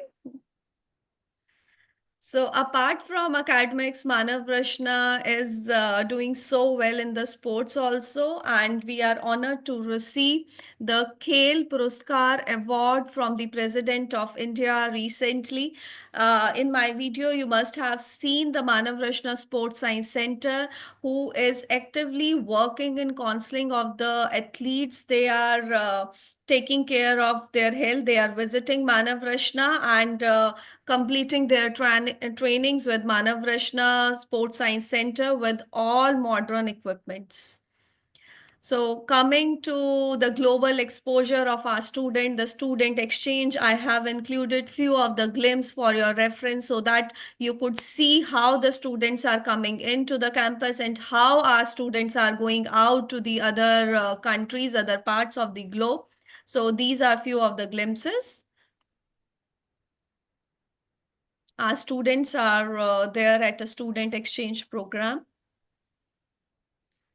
Manav Rashna is known for its diversity and inclusivity. So these are few of the glimpses our students are enjoying also. They are doing well in sports. You could see the trophies in their hand. So we are nurturing our students with all the aspects. Now coming to my favorite part of this presentation, I would like to share the glimpse of Indonesian delegates' visit to the campus. You could see your friends, you could see your teachers at Manav Rashna here on the top of left hand side. You could see the Manav Rashna radio community and how happy faces are there to they are enjoying the radio station. Wow. Now, I would like to play a small video, though my dear students have given their testimonial, given their experience about India. Now, I would like to show you a little glimpse of their experience with Manav Rashna as well.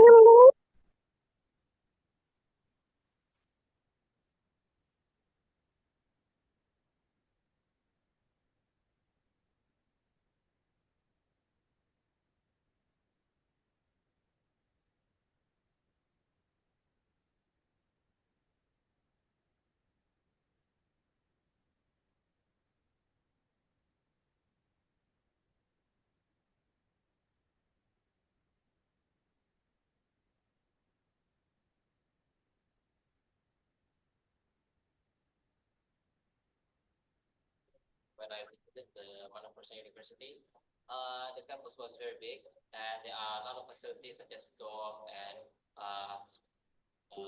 many codes in the university.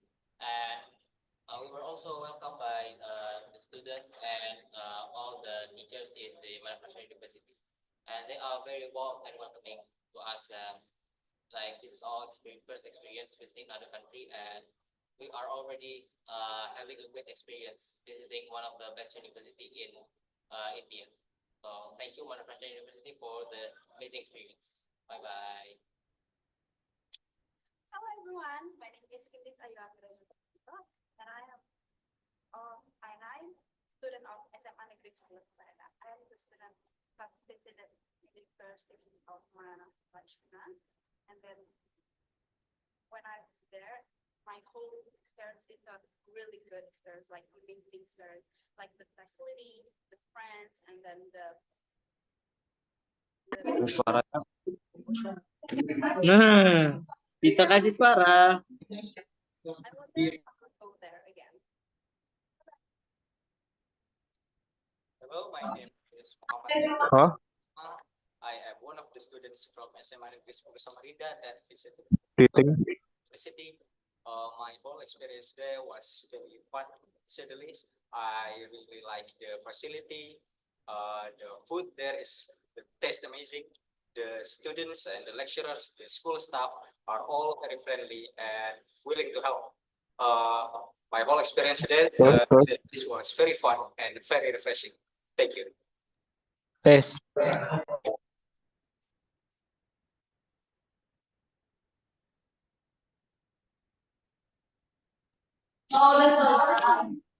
Tes. Ada boneka. So this is the experience of your students. Now I'm ready to welcome all of you to our campus, and you all are invited. Whenever you visit India, do visit Manav Rashna. So just to share the achievements of our few of the alumni, I would say, so my students are doing good in sports also, in defense also, majorly all the areas they are shining and keeping the flag of Manav Rashna and India very high. Hope to see you at some place in near future in entrepreneurship, in administration. They are growing and shining. So just to tell you that Manav Rashna believes in sustainability also and making its footprint at global level. We are here to support you. We are here to guide you. If you are really interested to make your career, Manav Rashna is welcoming you with open heart and open arms. We are here for you. I'm Welcome. Panduwato. Can I help Thank you? you. God bless you. And wish you all the best for your future. Choose your career very wisely. And I am always here to I did. support you anytime, whenever you feel like you could reach out to me. I'm sharing my website address and my phone number at a chat box. You can refer from here. Right. Thank you so much, Raviji, thank you Dr. for the Jyoti. opportunity, and I would like to extend my heartfelt gratitude to the principal, sir, who has arranged this testimonial for me. Thank you so much, sir. It was glad to hear from students directly about their experience with us. Thank you so much. God bless you, everyone. Yeah. Dr. Jyoti, actually, we also have Jasni. I think Jasni is still online. Jasni, are you there? Oh, yeah, Jasni is there. Ma'am, this is actually Jasni. He's from the Ministry of Education there. Jasni, this is Dr. Jyoti from Manav Rachna University. And ma'am, as we are discussing, I think a lot of questions were coming from Jasni, which I've been clarifying. So, Yes. ma'am, something would you like to share on the scholarship program? Even though your letter has reached to Pajasni and to Dinas Pendidikan Provinsi Kalimantan Timur, right? Maybe something you'd like to say, ma'am, since you are meeting virtually. Yes. Good morning, sir. I hope you are doing well. Before I start with the scholarship and everything, I would like to extend my invitation to you, to India, to Manav Rachna campus. I would like to thanks to you on behalf of entire Manav Rachna fraternity and extend the invitation for you. Sir, coming to the scholarship part for Indonesian student, Manav Rachna has decided to give the exclusive scholarship of 60% to all your students. And with all the facility, the Manav Rachna campus is having hostel facilities also, different for boys and girls in campus hostel, and special international mess facility is also there. Like one of your student has mentioned about the food. So they have met my international students as well, and they have shared all the feedbacks. They have shared their exchange. They have exchanged their notes about the facility and the culture in India. So I know that there are few of the disturbances that are reaching to your country, but I must say that there are not much disturbances as it is projected in the video. Rest assured, we are here. The Manav Rachna campus is security enabled campus. CCTV coverage is everywhere, 24 hours. Both male and female security staff would be there. Hostel facilities are good. And we are happy to extend 60% scholarship to your students. Raviji, so anything you would like to add? This is what we have discussed during your visit as well. Sure. Yes, ma'am. Thank you so much. Pajasni, actually, we do also have the other speaker because I know Pajasni is busy. And then we have Professor Michael as well from Sharda University. We also have Pafatur. Hi, Pafatur. Please allow me to add Pafatur also because it's all because of him. We are all here. Also, I'd like to add Mr. Nipun, who's also there from Bennett University. And then also we have Jasni, who's from the Ministry of Education. Just give me 1 minute, Papa Ibu. I'm doing multitasking here, so just give me a minute. Okay, there we go. So we are all here. Yeah, and maybe I can ask my documentation team to please take a quick photograph because getting all of you all together is not easy, right? So thank you so much. Pajasni, just to inform you, this is, you already met Dr. Jyoti from Manav Rachna University. You have Professor Michael Barampas. He's from Sharda University, which was the other university which Fatur and SM Nagri Sapulu Samarinda visited during the visit to India. And also you have Mr. Nipun Tyagi from Bennett University. So these are the three universities they visited, and all the three universities are today here sharing, little information about the university and also the scholarship program, because all the universities are providing scholarship programs. So that's the reason. So on behalf of all of them, Pa Jasni would like to thank you, Pa. Thank you so much for giving us this opportunity for having this online webinar so that we can share the information. I think all the three universities, Pa, are very good. They have different programs. They have international students, quality education, affordable cost. Only thing is we need your help. We need your direction, Pa. And of course, we have Pa Fatur also, who can guide us to make sure students can understand and they can make their plans to come to India, Pa. So any information you need from us, Pa, please let us know, Pa Jasni. Eh, Pak Rapi, Ibu Joyti Putih, Pak Michael Brampas, sama Pak Nipun. Pak Nipun. Nice to meet you all of you. Bapak Rapi, saya akan monitor sampai sore, sampai berakhirnya acara ini. Cuman nanti saya titip beberapa pertanyaan yang sudah saya sampaikan ke Pak Rapi supaya lebih jelas, terutama terkait penggunaan bahasa, bagaimana penggunaan bahasa dan scholarship yang di sana. Tadi Bu Joyti Putih sudah banyak menjelaskan, tetapi belum sampai mendalam terkait dengan bagaimana seleksinya, karena terus terang anak-anak kami di Kalimantan Timur kan agak jauh ya jaraknya dengan ibu kota Jakarta. Apakah nanti tesnya itu kalau kita ingin sekolah di India itu kita bisa lakukan secara online atau bagaimana? Kemudian kalau kan di sana bahasa pengantarnya adalah bahasa Inggris. Bagaimana dengan bahasa Inggris? Karena kalau di sebagian negara itu mempersyaratkan TOEFL, apakah di India juga mempersyaratkan TOEFL? Nah, terkait dengan bahasa ini juga, apakah nanti setelah kuliah di India, apakah ini kelasnya nanti bergabung dengan kawan-kawan saudara-saudara kita dari India, atau ada kelas internasional tersendiri yang berkumpul dari orang-orang di luar India. Kemudian ini yang paling handicap utama anak-anak kita, walaupun sebagian besar kita udah banyak menguasai bahasa Inggris, tapi masih banyak juga yang belum menguasai bahasa Inggris, tapi keinginan kita untuk pergi keluar itu banyak gitu, besar. Nah, ini bagaimana kita mendorong, ada trigger tersendiri, bagaimana bahasa ini bisa menjadi menjadi jalan keluarnya supaya anak-anak kita bisa tetap belajar di India. Mungkin itu sementara Pak Rapi, saya akan monitor sampai sore Pak Rapi, saya akan mendampingi Pak Rapi sama Bapak Ibu yang dari universitas di India, Pak Fatur juga saya akan monitor sampai akhir Pak Rapi, karena memang ini penting buat kita untuk peningkatan kualitas SDM di Kalimantan Timur. Terima kasih Pak Rapi. Sure. Ya, makasih Bapak. So just Pak izin ya Pak, I'll just translate it for Pak Nipun and also Pak Dr. Jyoti. So first of all, please welcome all of you all and thank you so much for for today's joining this event. So the concern which Pak Jasni was mentioning is about English language. That the students generally in Indonesia they can communicate in English, but of course it's not very common in Indonesia.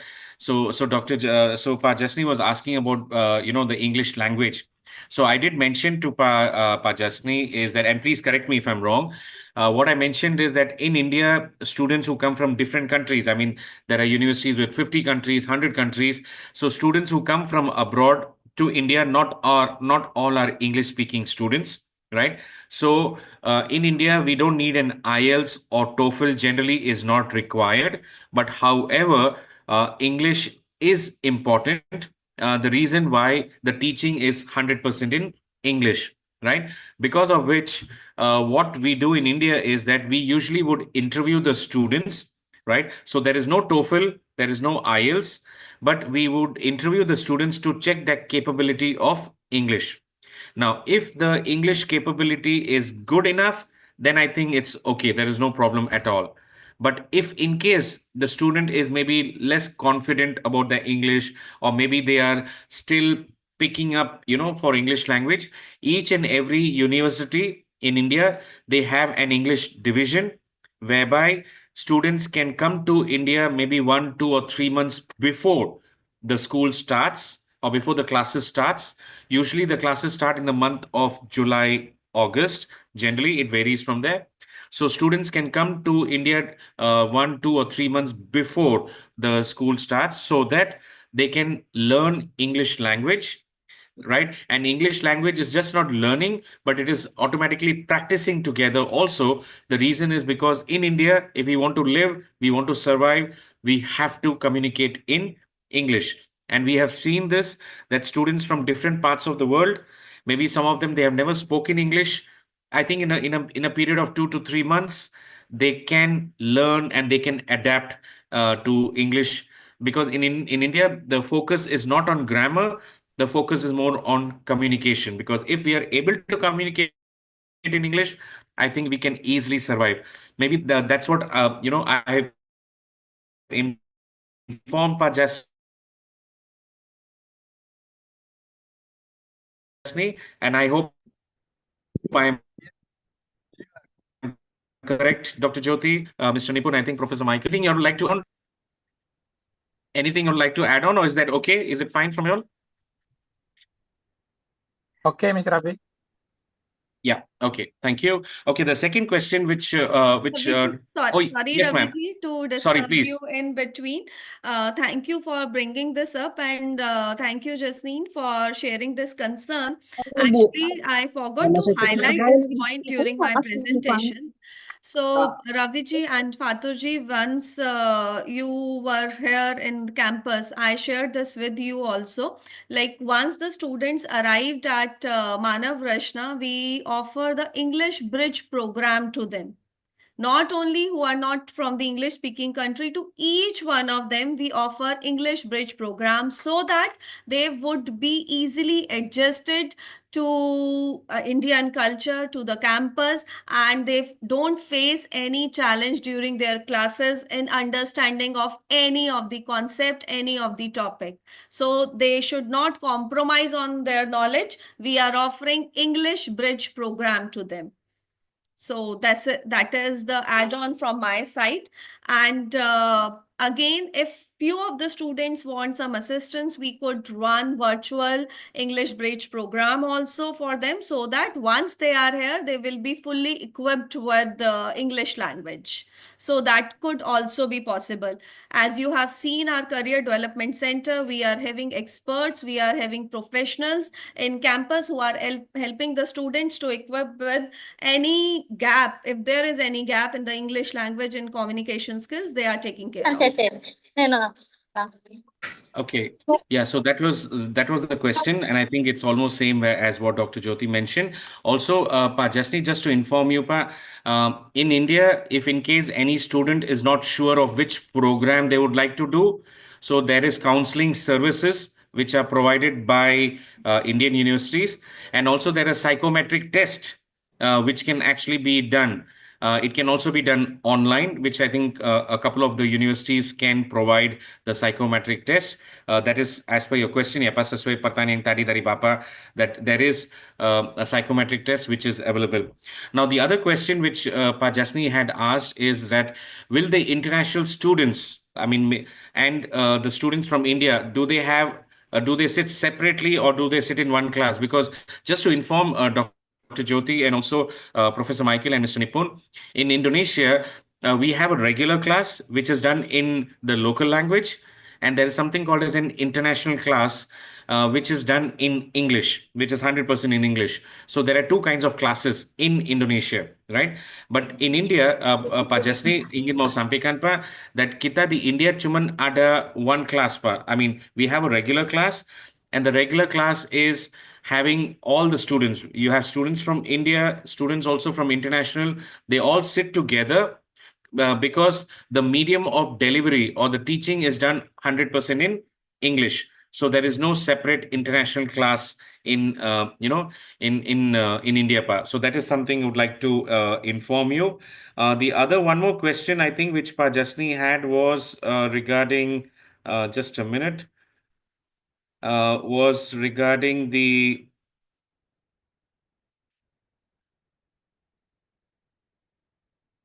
sorry, I think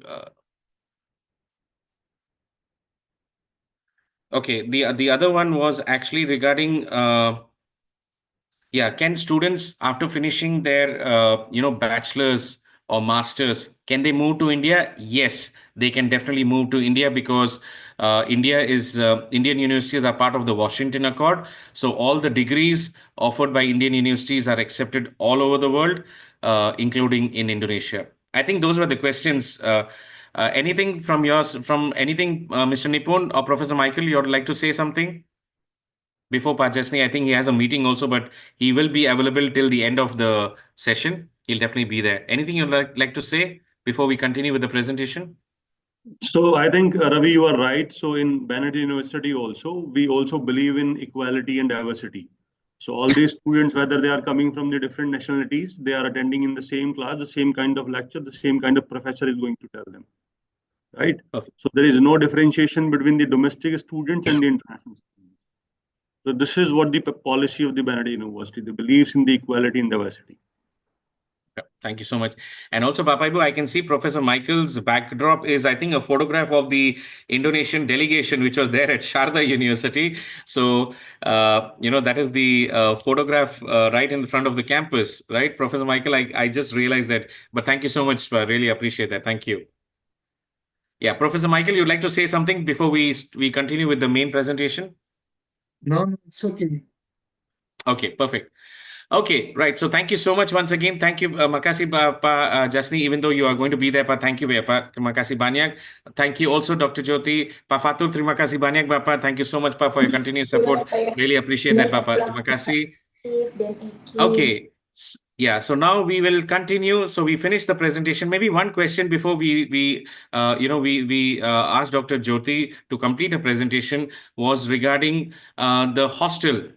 Ma'am, could you just tell us what is the approximately, if you don't mind, what would be the the hostel fees, which includes the staying in the campus, including the food. How much does it cost, ma'am? If you may just share some information. Including food, room rent, medical insurance, laundry, and all cleanliness service, it cost ranges between, again, I'm telling in INR, 140 lakhs and going up to 225. 2 lakh Okay, 1.4 lakhs to 2.25. And again, it varied from the facility to facility. We are having rooms starting with the 2 sitting capacity going up to the 4 and 5 sitter. In girls, we are having 5 sitter, and in boys, we are having 4 sitter maximum capacity. Okay, jadi Bapak Ibu, kalau sorry ma'am, if I may just help in translation. Jadi biaya hidup Bapak Ibu teman-teman yang tadi Dr. Jyoti dibilangin itu kan 1.4 lakhs, itu kan adalah seperti 28 juta Bapak Ibu. Itu kan 28 juta untuk 1 tahun. Ya, dan itu udah termasuk tempat tinggal di asrama, udah termasuk makanan 3 kali, udah termasuk listrik, laundry, internet, semuanya udah masuk. Itu 28 juta ya teman-teman. Artinya kalau saya hitung kalau saya dirupiahkan itu kan kurang dari 2,5 juta. Kurang dari 2,5 juta ya teman-teman. Jadi tolong perhatikan. Tapi dengan fasilitas yang seperti tadi, udah termasuk tempat tinggal di asrama, itu sharing ya teman-teman. Yang itu kan ada. Kalau mau individu ya bisa juga, tapi itu biaya mungkin lebih mahal. Nah, tapi itu udah termasuk tempat tinggal di asrama, listrik, laundry, internet, dan makanan. Semuanya udah lengkap dengan biaya 28 juta per tahun. Ya. Right, Dr. Jyoti. Thank you so much, Dr. Jyoti. Thank you once again for your time and really appreciate your this thing. Ma'am, maybe please, we request you to please share your PowerPoint, and then we will definitely share all this information to all the students and also to all the principals across the province, Kalimantan Timur. Thank you so much. Thank you, Raviji. Yeah. Thank you, everyone. Yeah, thank you. Okay, so Bapak Ibu, since we are running short of time, I would straight away invite our next presenter, Professor Michael Berampas from Sharda University to please continue the presentation. Professor Michael, over to you. Hello Indonesia. Selamat pagi. Siswa Mr. Ravi. Saya Profesor Michael Barbas. Dan saya adalah Kepala Departemen Program Studi Luar Negeri di Universitas Sharda di India. Saya seorang profesor internasional di India dan saya berasal dari Yunani. So thank you for inviting me today to present Sharda University, in which you were here a few time ago, and then accept your questions after my presentation. So should I, Mr. Ravi, share a video that I have also Yes, prepared? please. Yes, please. Yes, please. Yes. And Yes, it's yes. nice to hear the Bahasa Indonesia, Professor Michael. I think you did a very good job in Bahasa Indonesia. Very nicely done. Thank you. Of course, of course. Let me just share the screen. Yes, please. Okay.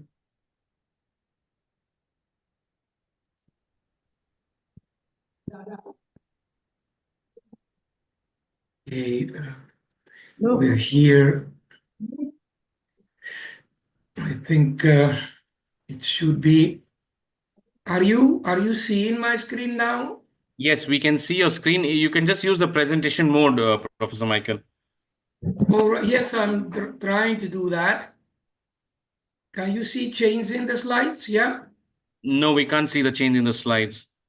Can you Oh, see yes, the now we can. We can see it. Okay. Yeah. Yeah, you could just use the So presentation mode on the right hand, on the bottom left. Yeah, you can just click the presentation slide so that the screen is much bigger. let me see how I can find this. Yeah, that's the one. That's the one down on the right side next to the bar. Okay, Below on the, I'm yeah, trying to to the right. find this. No, you Actually, can just go down a little bit on the right side. You know, you have 35%. Before that, you have the minus sign. Next to that is the presentations button. You can just click that, the slide. I'm trying to see the right side, you say? It's the bottom right. Okay. It's Bottom below right. the, you know, it's below the, you know, next to the notes. You have notes, and then you have 4 icons. It's the 4th icon. I'm not sure. I'm trying to find it, Mr. Ravi. And Or you can continue. It doesn't matter, Professor Michael, continue. Yeah, I mean, this also is yeah, visible now. thank you. Okay. So let me just introduce Sharda University. We are in Delhi NCR and Delhi National Region. That is only our university is in Greater Noida. That is only around 38 kilometers from the center of New Delhi. And this is what you see in the photograph is our campus in Greater Noida. It's a large campus, it's about 70 acres. And I'll come into that, what the campus has, what it contains. Let me start with the management of our university. The chairman that is of the trust and chancellor of Sharda University is Sri P.K. Gupta Ji. The vice chairman of the Sharda Trust and pro-chancellor of Sharda University is Sri Y.K. Gupta Ji. And our vice chancellor is Dr. Sivaram Kara, a renowned academician, was the vice chancellor of Sharda University. Sharda is a group. One university, it's here in Greater Noida, from which we do this presentation. Today, we also have recently opened Sharda University in Agra, that offers its own degrees, also recognized by the University Grants Commission and the government of Uttar Pradesh, the state in India where we belong. And also we are, well, one of the few Indian universities that we have a campus abroad that is actually established by a presidential decree. Sharda University, Uzbekistan, which is an Uzbek university, and actually the only Indian university in the former Soviet Union countries that is recognized as a local university, which is a very proud of it, and India should be very proud of it as well, and it is. The next slide, let me show you some of our accreditations. We have all the accreditations. We are recognized by the government of Uttar Pradesh.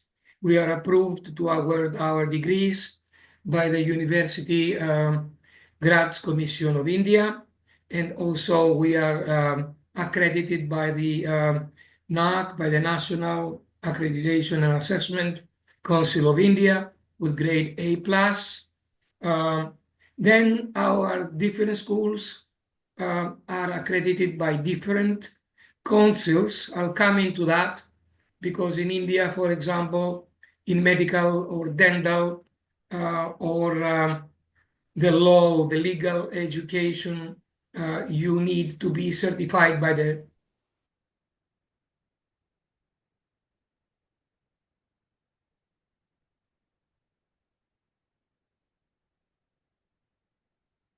Professor Michael, we have lost your voice. Are you there? awards and prizes internationally and nationally. Let me come to the next slide. This is a view of our campus. We have 17,000 plus students.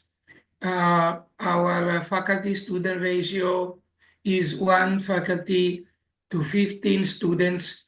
We have 12 schools. I'll come into that in a while, in 23 departments, 130 programs, 56 undergraduates, 70 postgraduates. We also have doctoral degrees and some diplomas and certificate degrees. These are our 12 schools. When you come to the right, you can see the Sharda School of Engineering and Technology, Sharda School of Basic Sciences, Sharda School of Media, Film and Entertainment, the School of Allied Health Sciences, the School of Humanities and Social Sciences, and the School of Business Studies. These offer University Grants Commission approved degrees. The schools that you see on the left, that is architecture and design, pharmacy, nursing, law, medical and dental sciences. These are schools that they are actually regulated by the different councils here in India. Now, these are some of our accreditations and the rankings.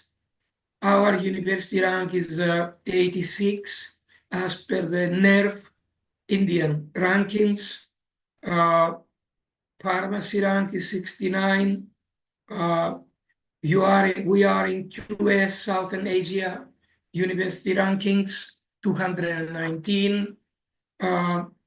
We are in Times Higher Education Impact rankings 301 to 400. Interdisciplinary science rankings, well, that's a very good number, is 127. Now, as I told you before, we are NAAC A+ accredited, and 6 of our programs are also additionally accredited by NBA, that is the National Board of Accreditation in India. These are the Electrical and Electronic Engineering, Electronics and Communication Engineering, Computer Science, Mechanical Biotechnology, and Civil Engineering. Well, Sharda, what makes Sharda very important in this part of India is that out of 17,000 students, 2,000 of these students are international students, and they come from many different countries. There are students from 95 countries that have experienced Sharda University. And I'm not only talking about countries that are India's neighbors, but I'm talking about several African countries.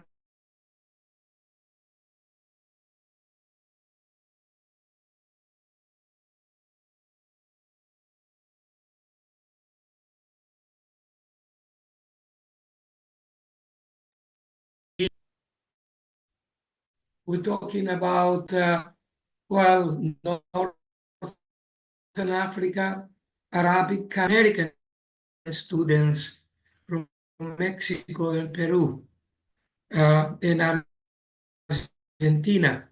So we're talking about a very, very international community.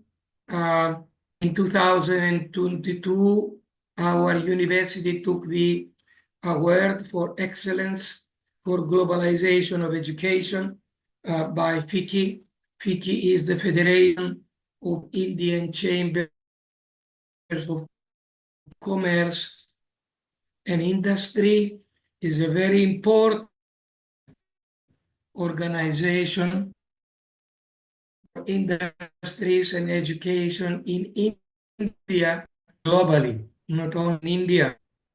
And of course, we have studied NAFSA in America, AEIE in Europe, FICCI, of course, URI in Turkey, ISEF in Germany, GETEX in Dubai, and several others.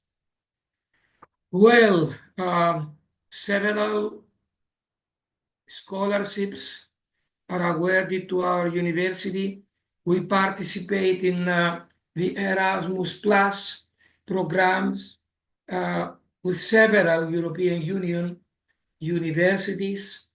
We participate in the Fulbright program, that is the US Department of Education, and other countries' programs like Mevlana in Turkey, IKI in Greece, and several scholarships came from Nigeria, Mexico, Ethiopia, Tanzania, Afghanistan, Cyprus, Gambia, Vietnam, and several other countries.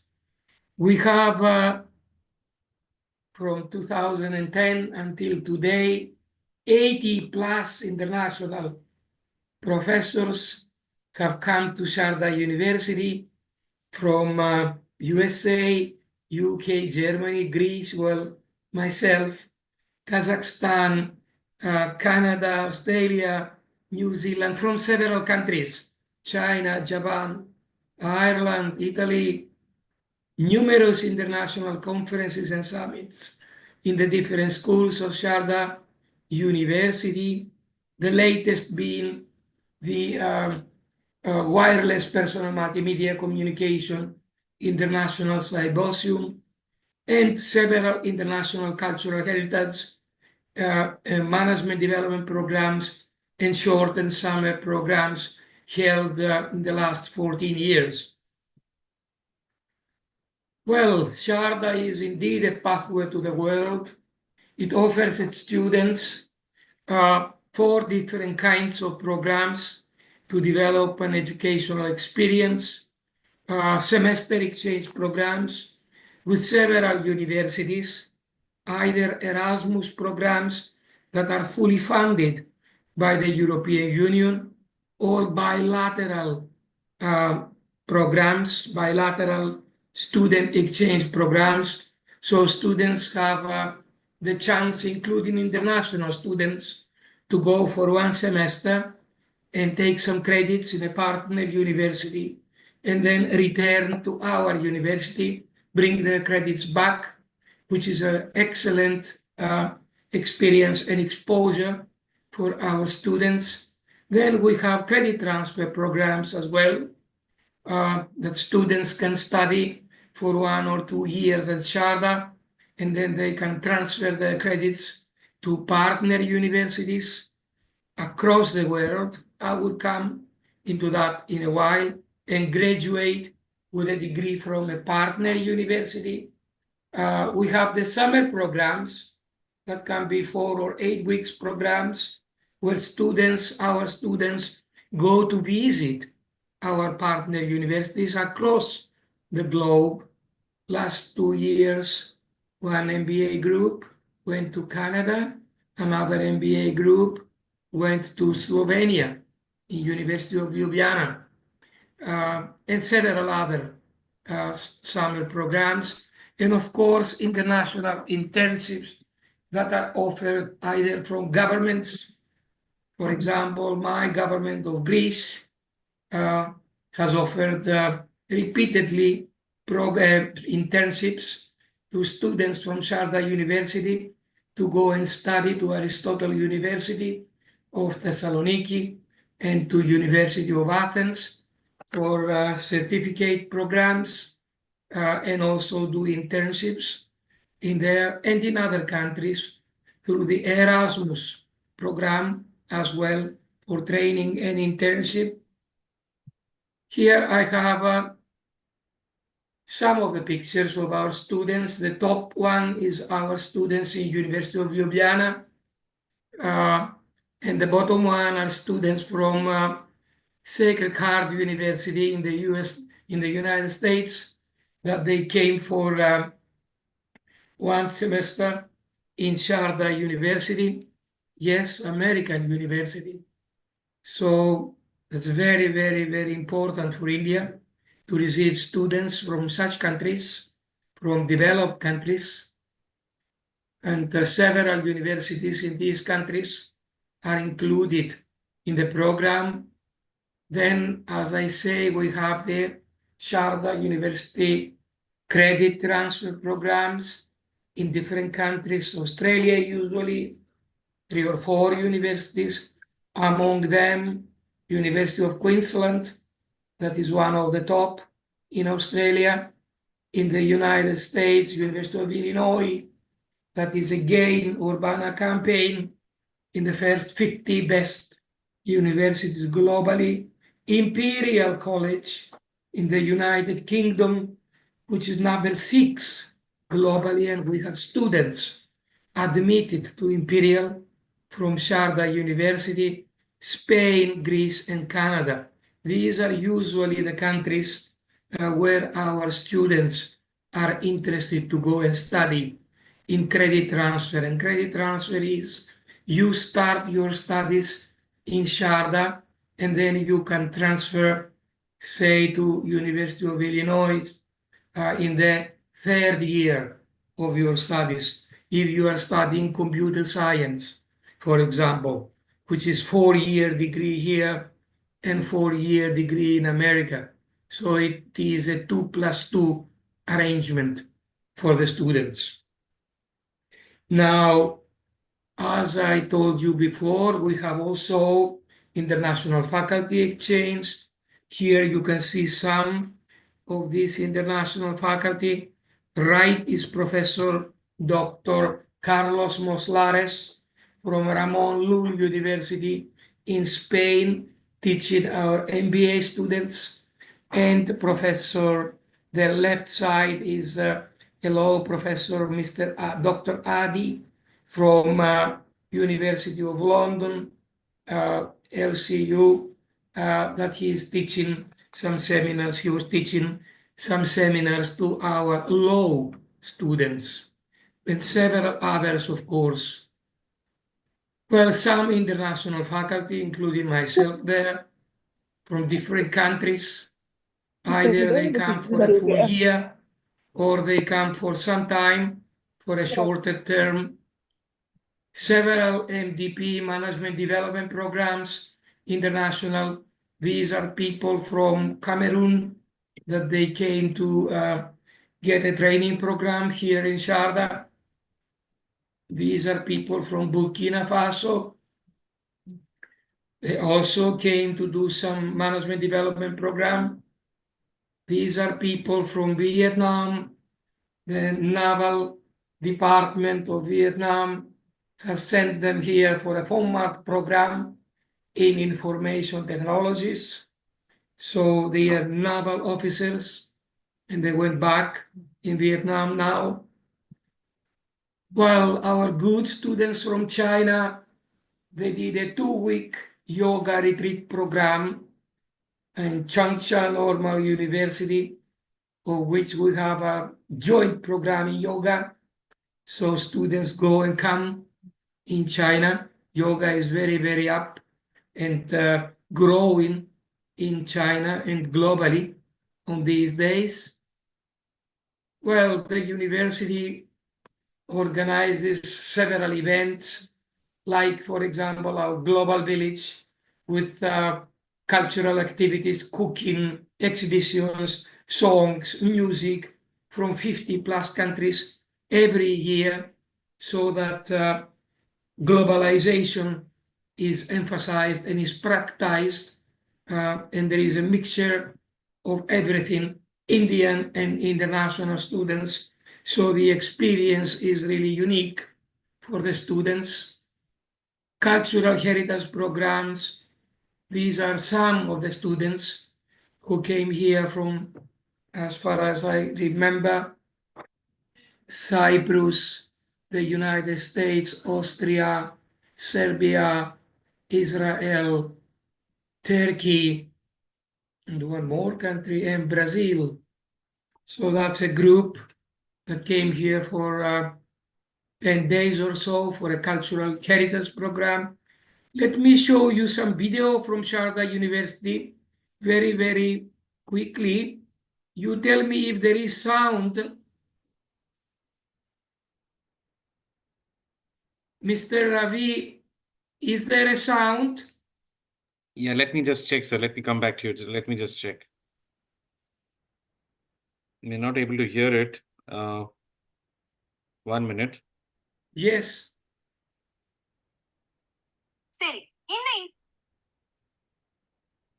No, sir. There is no volume, sir. I No, don't there is know no sound of why. the video. Let me just check, sir. Let me come back to you. Let me just check. I'm trying to. We're not.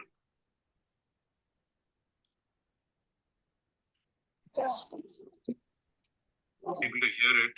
1 minute. I'm so sorry. I'm trying to get the sound, but It's no, sir. There is no volume, sir. No, there is no sound of the video. no volume. Yeah. Let me come back to you. Let me just check. I'm trying.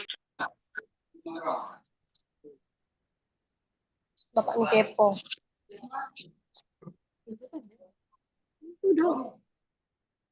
Terribly sorry about this. I don't know why it happens.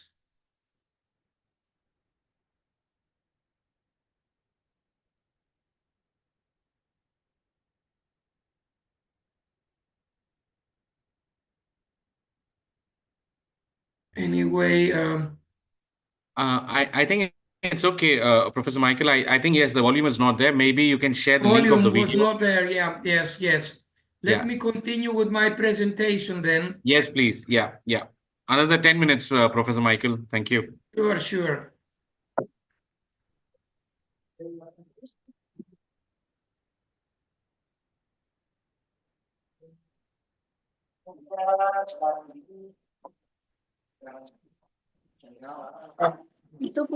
So now let me show you some of the facilities of Sharda University. Okay,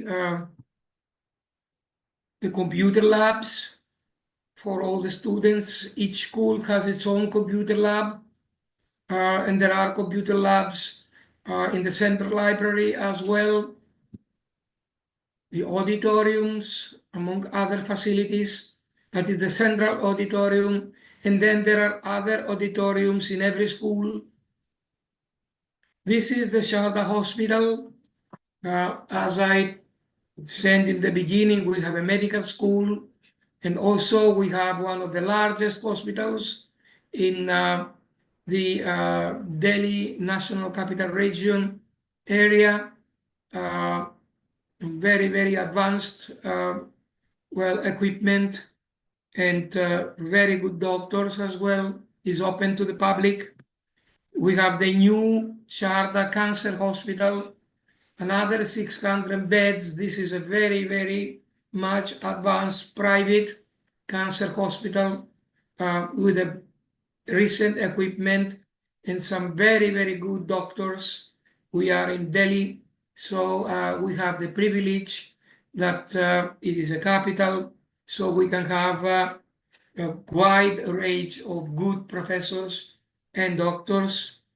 Our recording studios, this is our own radio facilities, our moot courts, the School of Law, several laboratories in different schools and centers of excellence, 27 centers of excellence in different schools, sports, of course, in every area. Sports facilities are open for everybody, for all the students, workshops for the students. That is some pictures from our mechanical engineering department. Campus facilities, there is everything. Medical transportation, transportation for students. Sorry, postal services. We have an ICICI bank branch inside the campus, laundries, restaurants, everything is there. Cafeterias. It's a small city, actually, the university. The Wi-Fi is enabled 24/7. Latest security system. All students come scan in order to get inside. They have their cards, biometric, so security checks the safety of the students and the guests inside the campus 24/7. These are our hostels, and several kinds of hostels, and several possibilities for students who want to choose either stay in 3-room, 3-bedroom, 3-room, 3-people room, 2-people room, 1-person room, and this will decide the price as well. I will just give you an indicative price in US dollars. It will start from 2,800 USD for the whole year with all facilities in a 3-people room, and this will include all the meals and all other facilities, and it will go up to $3,800 and even $4,000 for a single room, AC. So prices will depend whether it is AC room or non-AC, whether the student is vegetarian or non-vegetarian, and whether the student prefers to stay with 2 more people in the room, whether he prefers a double room or a single room. Let me then go to our hospital. We already went through a very, very important part of the university is the international student facilitation services. We have 2,000 students, and more than 6,000 international students have come in Sharda University. So we take the students by the hand when they come from the airport. We go and meet them. We assist them. We book their accommodation, registration with the university. We assist them to get the stay visa, applying to foreign citizens registration office, police registration, assistance with medical checkups, medical insurance, counseling on all international students, and help with bank accounts, transportation, SIM cards, any problem, any issue that the students will face during their stay in the university from day one until they graduate and they leave India. They leave Sharda University. We have a very, very well-organized international relations division, of which I am a part, with 35 full-time employees that they deal with all issues.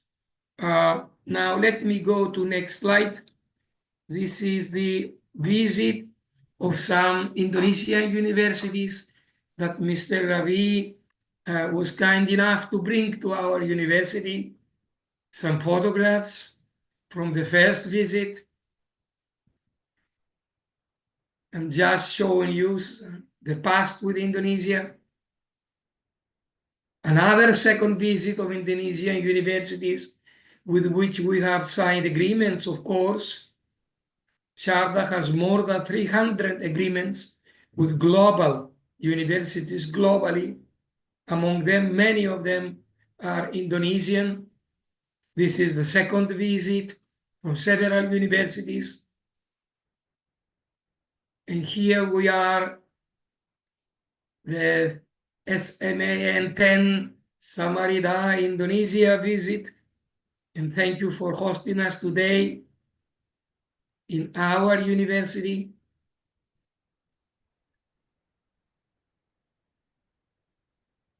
So to apply to our university, it is very simple. Initially, you should contact Mr. Ravi, of course, who can advise you, but also you can apply and you can get more information. We will share this with you, Mr. Ravi, in this telephone number and also by writing to Global Sharda. Students can apply online, international students, through our website, and the global at sharda.ac.in will receive their applications. We have 3 kinds of programs here in Sharda, as I said: bachelor degrees, master degrees, and PhD degrees. And here I would like to finish with this presentation, and thank you very much for your attention and for your time. So I will stop sharing and I will be open to any questions you may have for the students. Thank you so much, Professor Michael. On dot, I think it's 10 o'clock and you finish your presentation. Really appreciate that. Yeah. Professor Michael, one question. There will be a Q&A session. There is a Q&A session which is at the end of the all the 3 presentations. But just a quick one. Do you all offer scholarships? Because I think that was not mentioned in your presentation. So do you all offer scholarships? Yes. What kind of scholarships you all offer for students from We will Indonesia? offer 50% scholarship to all Indonesian students who come from Indonesia at every degree, master, bachelor, or doctoral, or PhD. Oke. Jadi Bapak Ibu, yang Profesor Michael has just informed, kita dapat beasiswa untuk gelar S1, S2, dan S3 ada 50% yang itu kan diberikan untuk semua gelar ya Bapak Ibu teman-teman, itu kan udah termasuk untuk gelar S1, S2, dan juga untuk S3. Right. Thank you so much, Professor Michael. Thank you once again for the wonderful presentation, for making us understand Sharda University and the Sharda Township. I think you'll have all the facilities and infrastructure within the campus. Thank you for enlightening us with the information. For the Q&A session, I think we will keep it to the last once we finish the 3rd presentation. So once again, thank you so much, Professor Michael, for your presentation. Oke, jadi Bapak Ibu, sekarang kita mau undang, we would like to invite Mr. Nipun Tyagi from Bennett University, right? Our 3rd speaker for today. A very good morning, Mr. Nipun, and thank you so much. Thanks a lot for coming online. Sorry to keep you waiting because we are just going through, the 2 presentations, and we look forward to seeing your presentation. Over to you, Mr. Nipun. Yeah. Thank you so much, Ravi, and good morning to all of you. So, without wasting any time, let me proceed to the presentation directly. Can you see my presentation now? You are on mute, Ravi. Yeah, it's still loading. Yeah, now we can see it. Yeah, you can just put on the presentation mode. Yeah. And we are perfect to go. All right. So presentation mode, where it is? There. Okay. You're using the Canva. No, I mean, you could just, there must be a presentation He mode. can directly scroll it. You can directly scroll it. No presentation mode here in this mode. Okay. Yes. Visible now? Yeah, you Yes, can yes, just straight away start. Yeah. Yeah, okay. So hi, good morning, all of you. My name is Nipun Tyagi, and I'm handling the international admissions for the Bennett University. So before I should tell you about the university, I would like to tell you about the legacy of the Times of India Group. So Times of India Group is one of the biggest media group of this country, and we have been serving this country since last 150 years. And these are the brands of the Times Group, where we are serving different kind of digital platforms, media, production houses, from where we are running so many movies also in this country. So under the umbrella of Times Group, we have more than 50 brands. So one of the major strength of the Bennett University is that our industry connect is very good. That is what the first and foremost highlight I would like to mention before I'm just going to start. So if I'm talking about the Bennett University, so we started this university in 2016, and we started this university with only 200 students.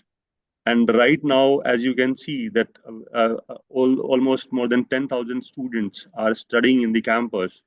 So just in the span of 8 years, 10,000 students have chosen us. It means that we are just trying to create a difference in terms of the quality education, innovation, and the return on the investment also. Because return on investment is what ultimately student is investing 3 or 4 years along with the money. So you can see the snapshot of the university. 8,500 plus 8,500 plus students are studying. 40 plus startups we have already launched in the last 8 years. 20 plus corporate collaborations.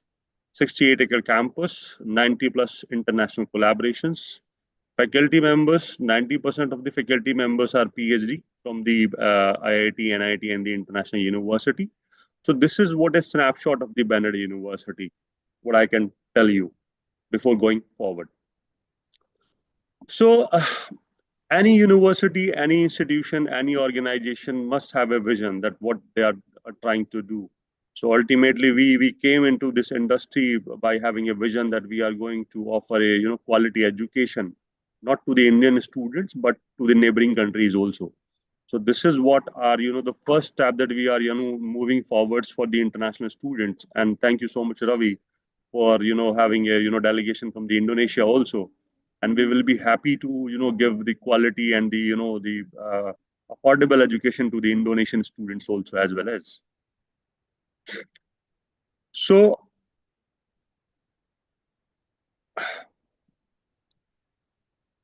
directly I'm coming to the top authorities of the Bennett University. So this is Honorable Mr. Vineet Jain. He's a very renowned personality uh, of the Indian diaspora, and he has been awarded by the so many prestigious award in this country, so by the Prime Minister Modi and the other several dignitaries also. So you can see that there are number of lists, the award. So award is the recognition of the serving, the way he is serving in this country in the last decades and the last years. So ultimately he is a very tremendous and the charismatic leader, and he would like to ensure that all the students would also get the quality education and serve the country in a better way. So first of all, the first pillar of the Bennett University is what faculty's profile. So as I told you earlier also, our faculty, 90% of our faculty members are PhD from the good institutions like IIT, NIT, and the international university. As you can see, the profile of the Vice Chancellor. Our Vice Chancellor is PhD from the Monash University, Australia, and then Masters from the NTU, Singapore. And he is one of the the pioneer of the father of the artificial intelligence, and known for the training in the Russia and the other countries also. So he has been invited by so many countries for the guest talks, seminars, and the workshop on the artificial intelligence. So these are the profiles of the deans who are having the diverse kind of academic as well as the industry experience. With their guidance, all the students and the faculty members are contributing towards the growth of the Bennett University. So ultimately, you can see. So these are the chair professors from where we are seeking the guidance, mentorships, and the continuous, taking the feedback for the curriculum update and for the industry advisory boards as well as.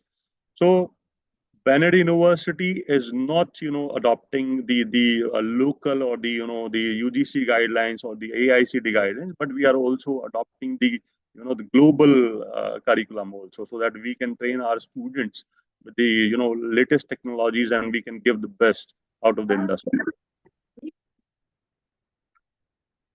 So if I'm talking about the BU schools, we have 7 schools right now. So starting from the School of Artificial Intelligence, School of Computer Science, Engineering and Technology, School of Engineering and Applied Science, Times School of Media, School of Liberal Arts, School of Law, and School of Management, in which we are offering several kind of programs. As you can see that in BTech, we are offering 15 specializations, including artificial intelligence, cloud computing, data science, cybersecurity, robotics, blockchain, everything. So in fact, in terms of the infrastructure, Ravi can tell you something about the Bennett, and one of the features I would like to highlight that we are the only private university which is having the supercomputing facility in our campus. So this is what the kind of infrastructure we have made to make sure the best learning experience for the students. So in the same row, we have BCA, we have MCA, MTech in the School of Artificial Intelligence, which is basically designed only for the students who are, interested in the artificial intelligence. So you can see the list of the specializations are there: legal tech, fintech, agri-tech, media, healthcare. We have n number of specializations. So again, we have BTech Mechanical Engineering, BTech Engineering Physics, you can see. Then we have BTech Biotechnology also, those who are interested to make their career in the bio field, so they can pursue these kind of courses. For the management students, we have BBA, we have MBA, then we have integrated MBA also. A student, those who would like to pursue English, sociology, economics, political science, and the international relations, because this is what the demand of the global education also, right? So we, under the School of Liberal Arts, we are offering several courses which can hit those interest areas as well as. So again, Times School of Media, which is again backed by the Times of India Group. So again, in this school, we are offering several courses like BA Mass Communication, Digital Marketing, Journalism, Broadcasting. And other courses are like BA Film, TV, and Web Series, where the directions, broadcasting, and the production management kind of skills, we are giving to the students. Then we have School of Law, where we are teaching several kind of laws to the students so that they can prepare themselves for the better advocates and the future judges in this country as well as outside the country also. So what Bennett University makes a special, to study, because first is what the faculty profile. That is what I have already told you. 90% of the faculty members are PhD from the IIT, NIT, and the other international universities. Second core pillar of the Bennett University is global partnership. So we have almost 90 plus collaborations from all over the world. And as you can see that we have partnership from the USA, UK, Africa, Australia, Canada, Dubai, France, Germany, Greece, Israel, Italy, Korea, Spain, and the other countries also. So our motive is not just to increase the number of the MOUs, but we are just implementing these kind of MOUs also. So through these kind of collaborations, we are sending our students to the partner university, and partner university is also sending the students to the Bennett University. So ultimately, studying at the Bennett will give you a chance to enhance your global exposure, and you can also adopt the global skills by attending the short-term courses, semester abroad, and the accelerated master. So I spoke about the 2 pillars. One is faculty profile. 90% of the faculty members are PhD from the IIT, NIT, and the international university. Second is global partnerships. We have more than 90 plus global partnerships from the US, UK, Australia, and the other continents. Third is what we are not only focusing on the classroom learnings, but we also have the Center for Innovation and Entrepreneurships. So through the Center of Innovation and Entrepreneurships, we are actually guiding the students how they are going to start a startup, from where they are going to get the money, right? This is what we are doing with the help of the professors and the industry mentors also. So I'm happy to share the figure that in the last 8 years, we have not only created managers, but we have also created entrepreneurs who are actually creating jobs for the society and the nations. So in the last 8 years, you can see that 200 plus jobs have been created by the BU entrepreneurs.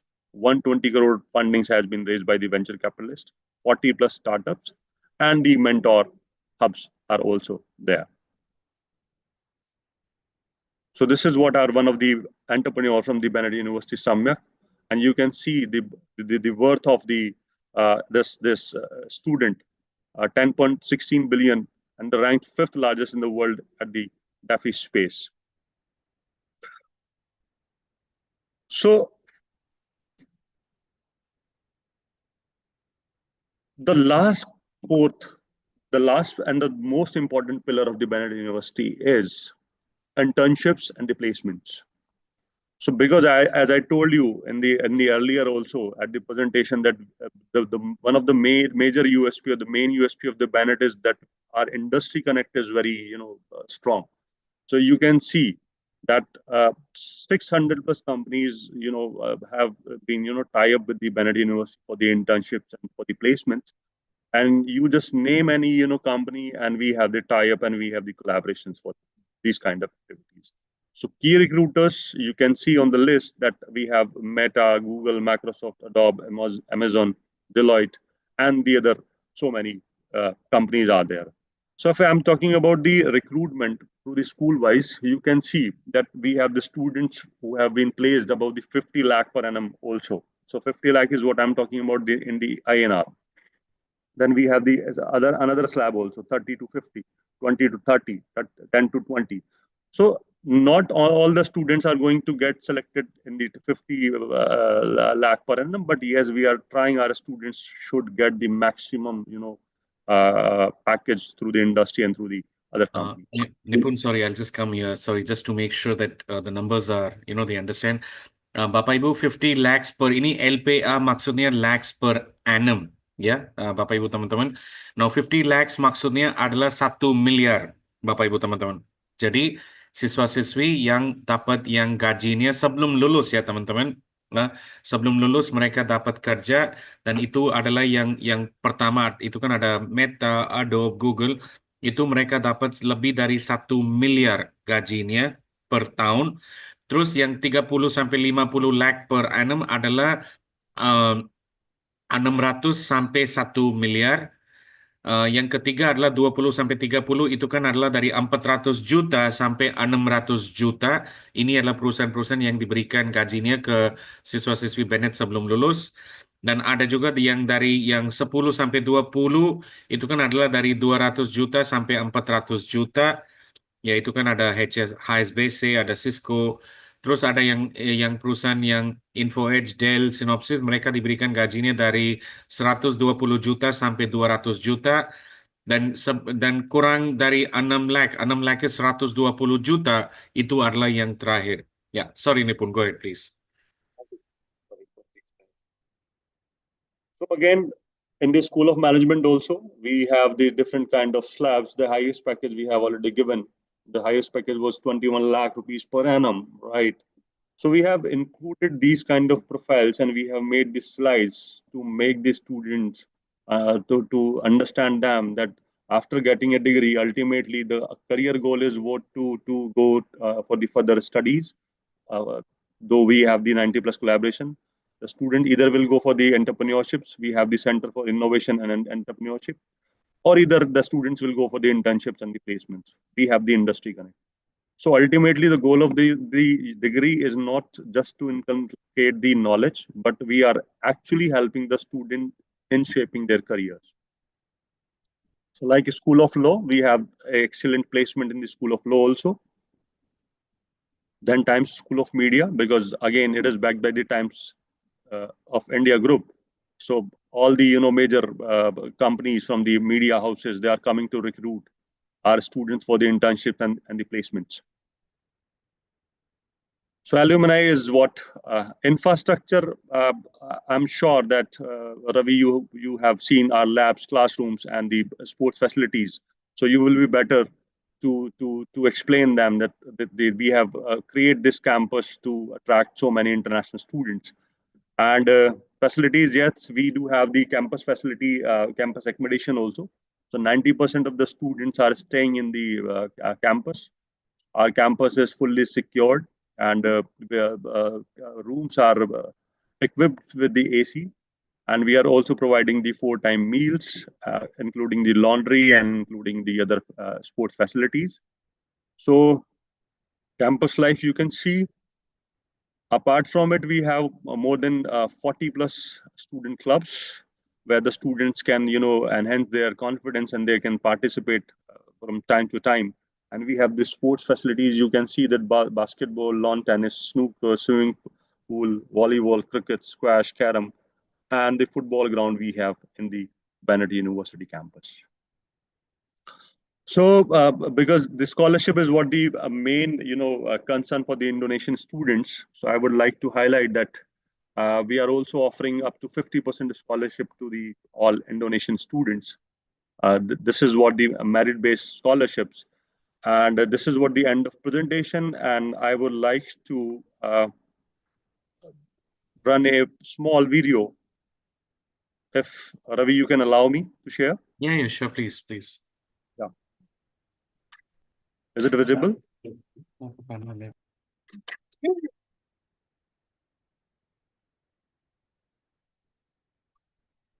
Ravi, audio is coming.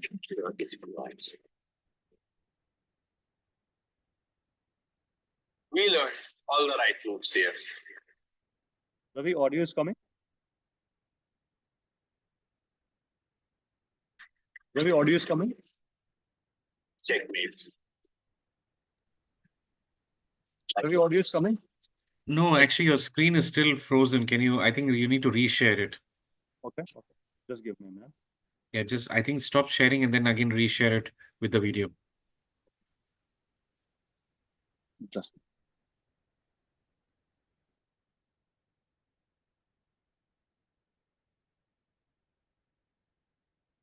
Is it visible now? Yeah, it's loading. Yeah. Move.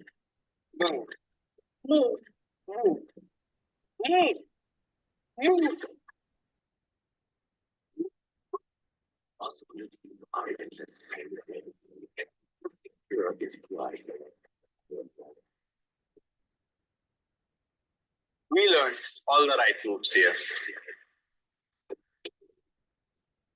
Checkmate.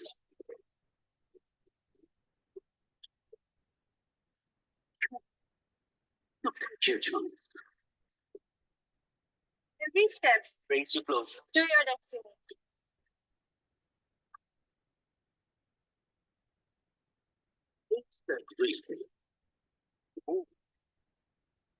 Because it opens the door of possibility.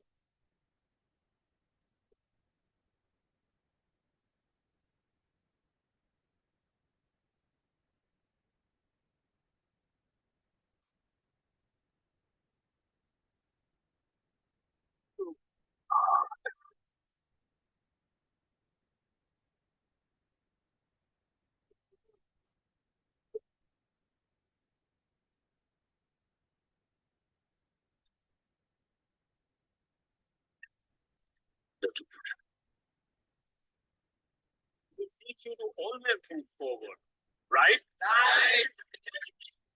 There's something for everyone. Future engineers, lawyers, scientists, journalists, and more.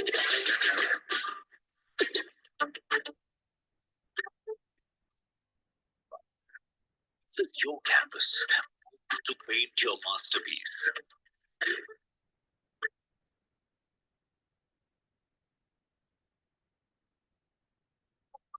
Till you get it right.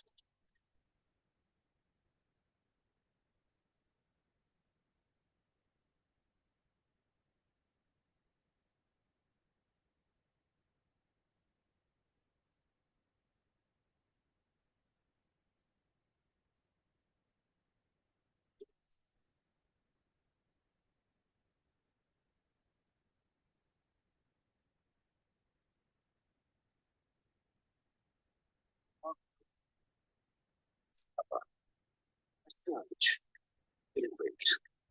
Confidence is the fulcrum. Move to be of load. Move. Why won't you move?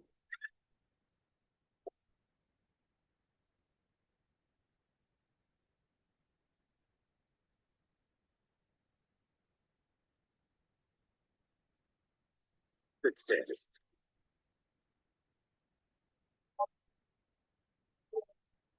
And at university, preparing India to move with the times. And university stands as a beacon of creativity and innovation, pioneering the future of higher education in India. Come to Bennett University, and together, let us prepare India to move with the time. Make your first move, and let Bennett University open a world of possibilities for you. Move with the times. Move to Bennett University.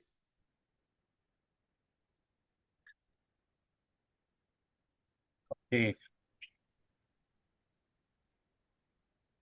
So Ravi, one last thing I would like to share that. Just a minute. Yeah, please. So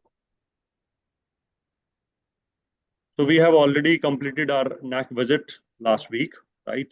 And hopefully we will get the results within 7 to 10 days. So hopefully I will update you accordingly. So ranking is not a problem. You can update to all the stakeholders. Oke, ya. Jadi Bapak Ibu untuk yang rankingnya Bapak Ibu mereka kan udah akreditasi lagi. Nanti hasilnya di dalam 7 hari karena setiap seperti di Indonesia Bapak Ibu teman-teman itu kan setiap 3 tahun kan mereka harus ada akreditasi. Jadi di India juga sama ya. Jadi sekarang mereka udah reakreditasi dan hasilnya bisa dapat di dalam 7 hari berikutnya. Ya, okay. Right. Thank you so much, Mr. Nipun. Thank you so much for sharing your insights about and enlightening us about Bennett University. Right. Okay. So now I would like to invite all the 3 speakers. Let me just add them in the. Let me bring them to the spotlight. Just give me a minute, Bapak Ibu. Jadi Bapak Ibu teman-teman kalau ada pertanyaan apapun ingin mau ditanyakan silakan Bapak Ibu bisa ditanyakan, bisa pakai bahasa Indonesia, mau pakai bahasa Inggris, silakan Bapak Ibu. Nah, jika ada yang mau pakai bahasa Indonesia nggak apa-apa, nanti saya bantu ya Bapak Ibu. Saya bantu untuk ditranslate. Silakan, anyone would like to ask anything, please ask questions to any of the speakers, or maybe you would like to ask me about India in general. I'll be very happy to share the same. Ya, silakan Bapak Ibu yang mau ditanyakan. Professor Michael, I'm trying to bring you on the spotlight. I'm not able to do you. Is there any setting from your side? I'm not sure. Hello to. I would like to add you also, Professor Michael, on the screen. Oh, there you go. Now I can add you. Yep, there you go. Okay. Professor Michael, we have lost you. Yeah, we can see you now. Yes. Okay. Silakan Bapak Ibu. Ya, jadi Bapak Ibu, teman-teman, you all have any questions, anything you would like to ask Mr. Nipun, Dr. Jyoti, or Professor Michael, please go ahead. Any questions, anything you'd like to ask about the university or about the scholarship, or you'd like to ask about the facilities or infrastructure or anything, whatever questions you have, you can definitely ask them. I am getting some WhatsApp messages, from the students. I think they always prefer the WhatsApp messages. And let me inform Mr. Nipun, Professor Michael, and also Dr. Jyoti, WhatsApp is very popular in Indonesia. Believe me, it's very, very popular. Sending an email and sending a WhatsApp, believe me, your chances of a reply would be 100% more if you do a WhatsApp than an email, right? So this is something I know in India, we do a lot of emails. But believe me, WhatsApp is the culture in Indonesia because, in fact, meetings are also arranged in Indonesia using WhatsApp. It might be very strange for us in India, but that's how it works in Indonesia. Oke, Bapak Ibu, teman-teman, ada yang mau pertanyaan, ada yang mau ditanyakan, silakan. Okay, I think there are a few students who have sent me a WhatsApp is I would like to confirm my interest in the scholarship program and request further guidance on the application process. Yes, we'll definitely get back to you with the details. Nanti teman-teman, nanti kita diberikan counseling. We will do a counseling session with you. We'll understand your requirements. Also, may I request Mr. Nipun, Dr. Jyoti, and also Professor Michael to please share your brochures and flyers, to us. You can please send it to us by email or by WhatsApp, and then we'll definitely share all this information to all the students. Kindly be informed. There are many students who have not joined individually, but I think they have joined as in one of the rooms where there are 200, 300 students who have joined because they have used one ID, but then they have logged in through that. So, and then I think as of today, we have almost 450 students who have registered for this webinar. So we'll definitely be sharing all the details which you provide. Maybe Pa Fatur is still here. I mean, I always, salute Pa Fatur because he's always very helpful. Pa Fatur, any question, Pa, anything you'd like to inform the speakers, Pa Fatur? I put you on the spotlight, Pa Fatur.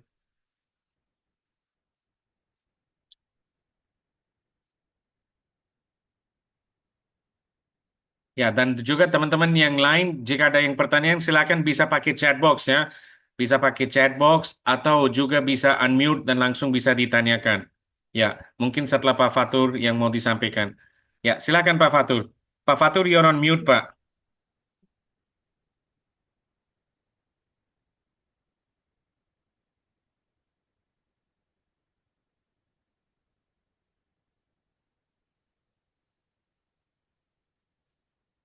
Oke. Yes. Ya, oke. Sorry, Mr. Raffi, ini mewakili beberapa pertanyaan yang ke WhatsApp grup saya. Ini ada beberapa kepala sekolah dan beberapa siswa. Mereka ingin mengetahui lebih lanjut terkait kredit transfer dari Universitas India dengan Amerika, mungkin dengan Australia, itu di program apa saja, di bidang apa, di jurusan apa saja yang ada hal tersebut. Kemudian dari anak-anak SMA 10 tadi juga ada nitip terkait kedokterannya ini, karena memang anak SMA 10 ini fokusnya lebih banyak yang ke medis gitu ya.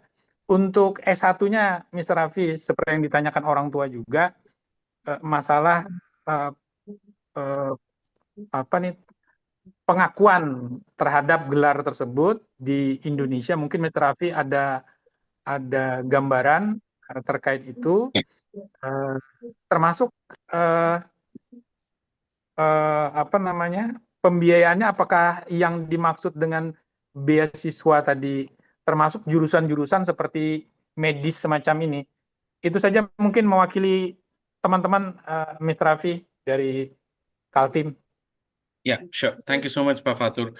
Okay, the question basically is, from Pa Fatur has got some messages on his WhatsApp group because it's a group of all the principals in Kalimantan Timur, in the state or the province of Kalimantan Timur. The question is regarding the credit transfer program. Because I think there were certain presentations that you all do have credit transfer programs from with US, with US and other countries. For which programs they do apply. So I think if I may just generalize, if I may, from Mr. Nipun, Professor Michael, and also from Dr. Jyoti, Pa Fatur, the credit transfer programs are there with specified universities. And that number is increasing, Pa. That number is increasing.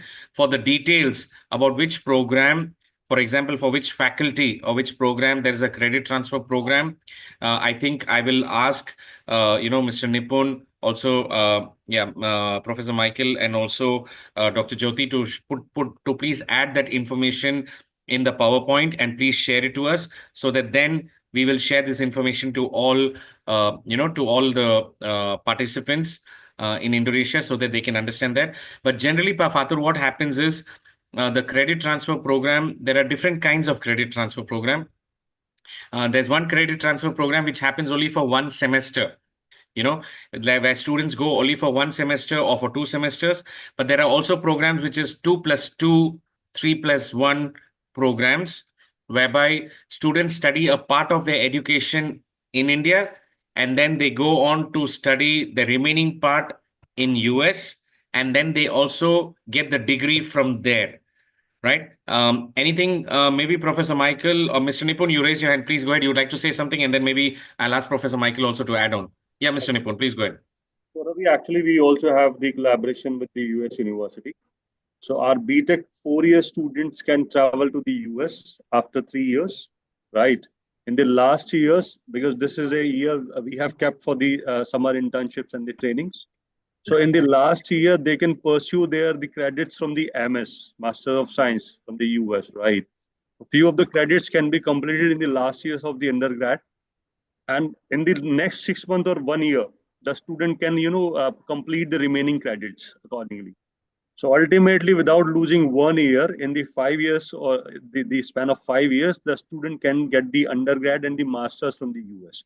So ultimately, credit transfer is possible because our curriculum is also mapped with the US and the UK universities, so they can easily grab our students. Okay, before I come back to Professor Michael, if I may just translate Pa Fatur is, what Pa Nipun said is, you do 3 years in India, right? And then 1 tahun Pa kita ke US, tapi ada beberapa kredit kita juga yang masters kita ambil waktu di India. Jadi kalau kita pergi ke US untuk 1 tahun, ya, jadi 3 tahun di India dan 1 tahun di Amerika, kita bisa selesai yang S2 juga dan dapat S2-nya dari Amerika, Pak. Jadi itu ada kerjasama. For which program, Mr. Nipun, is that collaboration? So we have for the BTech Computer Science, and we are also including for the BCA courses as well as. Okay, so it's for the technique, for the computer courses, and also for the BCA, which is Bachelor of Computer Applications. Jadi ada hubungan dengan komputer, Pak. Yeah, so maybe that is what Pa Fatur. Yes, Professor Michael, please, over to you. You see, when we say credit transfer program, we basically mean programs that you start in India and you graduate outside, abroad. What you sent before, 1 semester or 1 year, okay, it is credit transfer in a sense, but we call these semester exchanges or year exchanges programs. Now, for the particular programs that, again, when we talk about credit transfer programs, we need to understand, the students need to understand that a university is not possible to map all its programs with all the programs of the international university. Actually, credit transfer programs are for selected programs only. For example, at Sharda, students can go to Heriot-Watt University in Scotland, in Edinburgh. This is for Bachelor of Technology, Computer Science students in the 3rd year of study. Is a 2+2 program. Students from BBA, Bachelor of Business Administration, Bachelor of Commerce, and Bachelor of Applied Economics can go to the University of Queensland in Australia in the 2nd year of their studies. Students from other programs cannot do that. Students from computer science, bachelor students, for example, can go to the 3rd year of University of Illinois. They have to complete 2 years in Sharda University, full complete 2 years, no backlogs, and then according to, if they meet the criteria of the partner university, they can then transfer in the 3rd year of University of Illinois.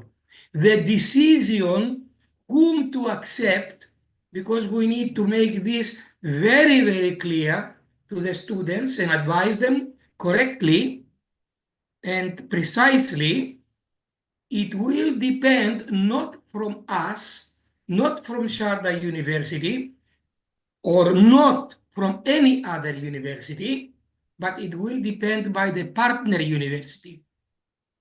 The student has to meet the criteria, the admission criteria of the partner university. And usually these admissions criteria are included in the articulation agreement, the credit transfer agreement that we do with 4A universities. This is what I had to say. Indonesian students, like all other students, they can transfer to Queensland, as I told you, Heriot Boat, Plymouth in the UK for BBA, for example, University of Missouri in the USA again for the master, the second year of master program.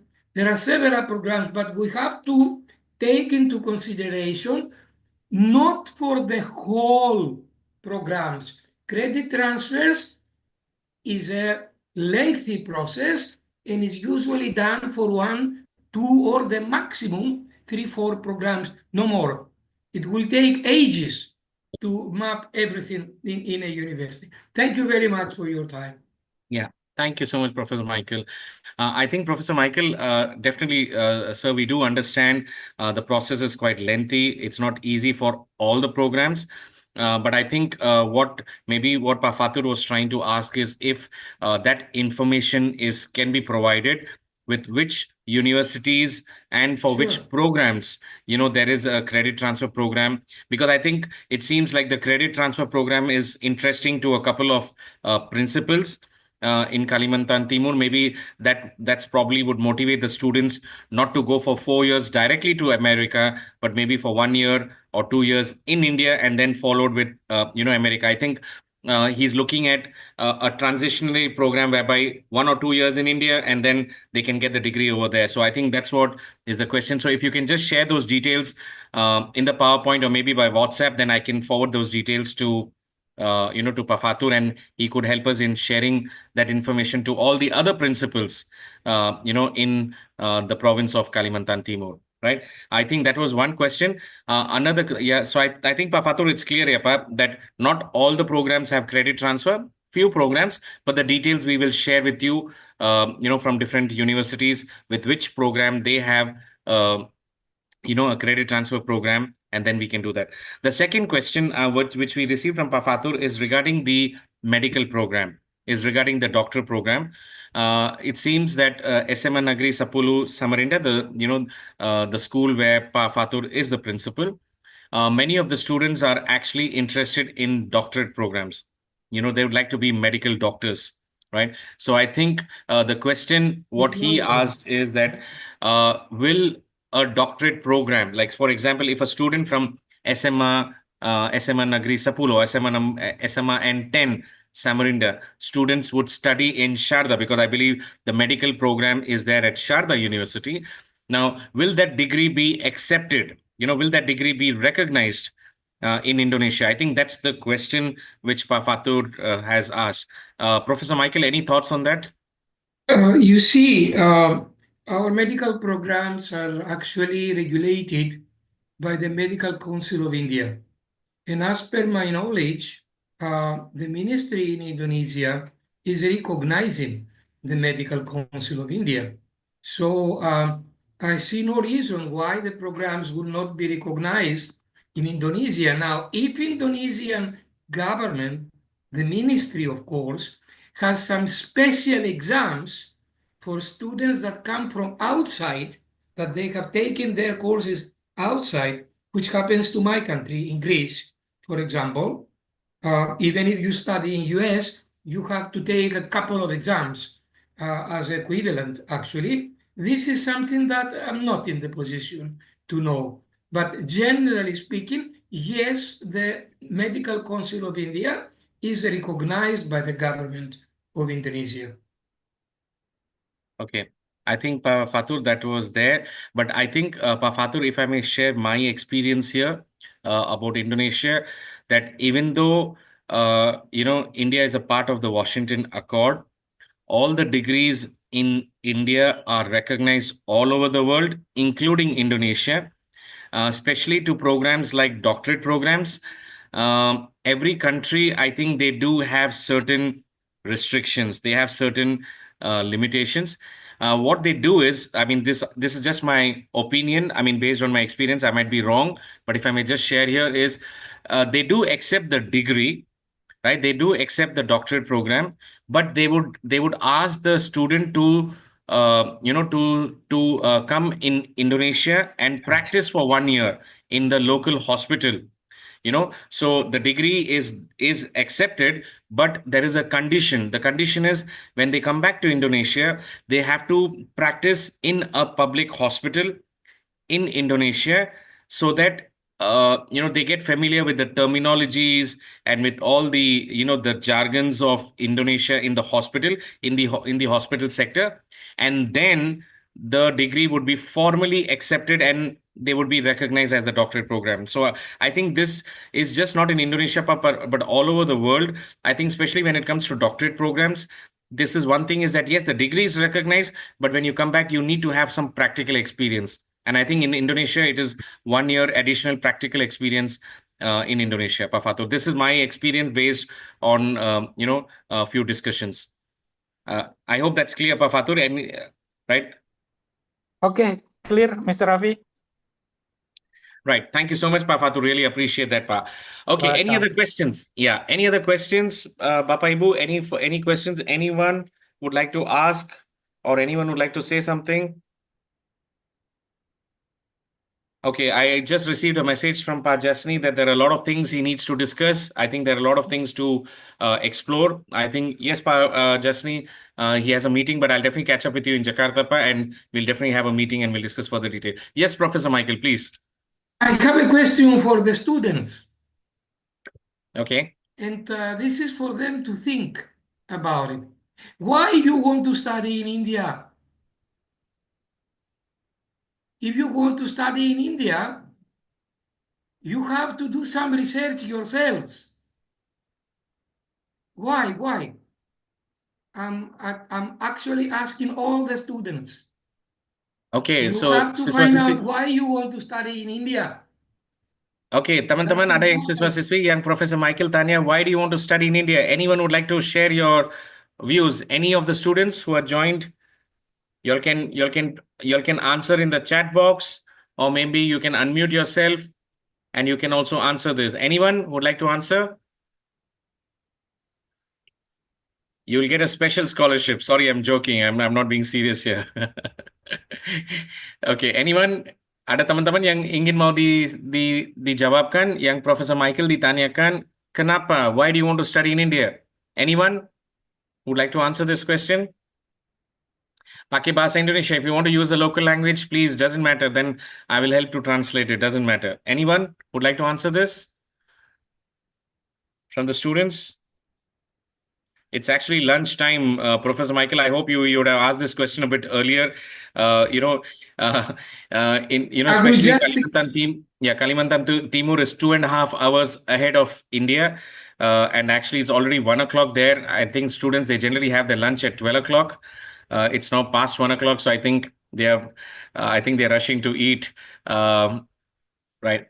Tapi any student like to answer the question? It's a very simple question from Professor Michael, is why you want to study in India? Anyone?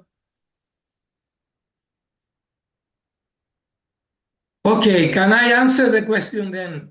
Please, Professor Michael. As a student, because India has a tried and very good educational system that is skills-based system. So the students will not only theoretical study here, but they will practice what they do. And because India is the largest market in the world, it is not population globally, it has amazing opportunities for all people who want to try their luck in India, and can really pay back in education and in careers. That is my experience, my personal experience in India. I'm in India from 2009 for several years, and this has advanced enormously my career and I can judge from the students who come to study in India, not only in Sharda University, in India, that they really get benefit. They get a return on investment. So you guys, you consider India, you should consider India as your first choice when you want to experience the world outside Indonesia. Thank you for your time, Mr. Ravi. Yeah, thank you so much, Professor Michael. Bapak Ibu, I'm sure you know that Professor Michael is not from India. He's a Greek, but he's been living in India.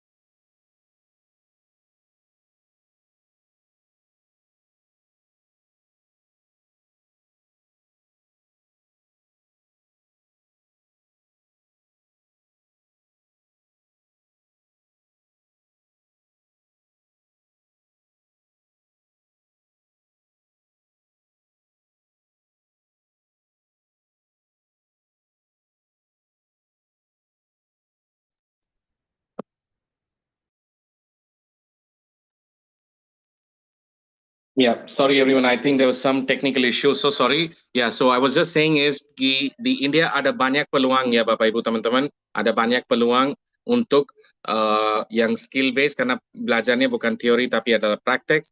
Tapi juga yang paling penting adalah yang ada banyak peluang-peluangnya dengan biaya hidup tidak mahal, biaya kuliah tidak mahal, dan itu kan ada banyak opportunity yang seperti tadi yang disampaikan dari Professor Michael. Okay, so I think before we end today's session, because I know all the students are hungry, they would like to go for lunch. Tapi Bapak Ibu teman-teman, if you all have any questions, please feel free to. I think we will share our contact details, also of the the representatives from Manav Rachna, also from Sharda, and also from Bennett. We'll share the contact details. But in case Bapak Ibu ingin mau tanyakan dengan kami juga, we do represent all the three institutions. Please do ask any questions you have, and we'll be very happy to support you all with all the questions. So before we end up, can we have a photo bersama? Can we have a group photograph? So can we request all of the the attendees or the participants to please activate your cameras so that I can ask my colleague Christy to please take a photo bersama or to take a photo together. And maybe can I request all of you all to please use this gesture, India, Indonesia, right? This is I is for India, I is for Indonesia. So can we please use the gesture of India, Indonesia, and we can have a group photograph? Yeah. So my request all of you to please activate your cameras and we can take a group photograph, please. Thank you. Christy, over to you. Oh, okay, sir.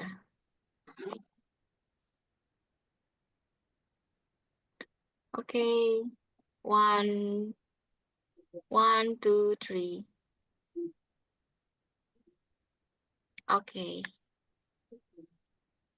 Okay, so this brings us to the end of today's session. On behalf of Tie-Ups, I would like to thank Pak Irham Shah as the Kepala Dinas Pendidikan Provinsi Kalimantan Timur, also to Pak Jasni dari Dinas Pendidikan Provinsi Kalimantan Timur. Pak Fatu, terima kasih banyak Bapak. Thank you so much Pak for your support. As always, Pak, we really appreciate that.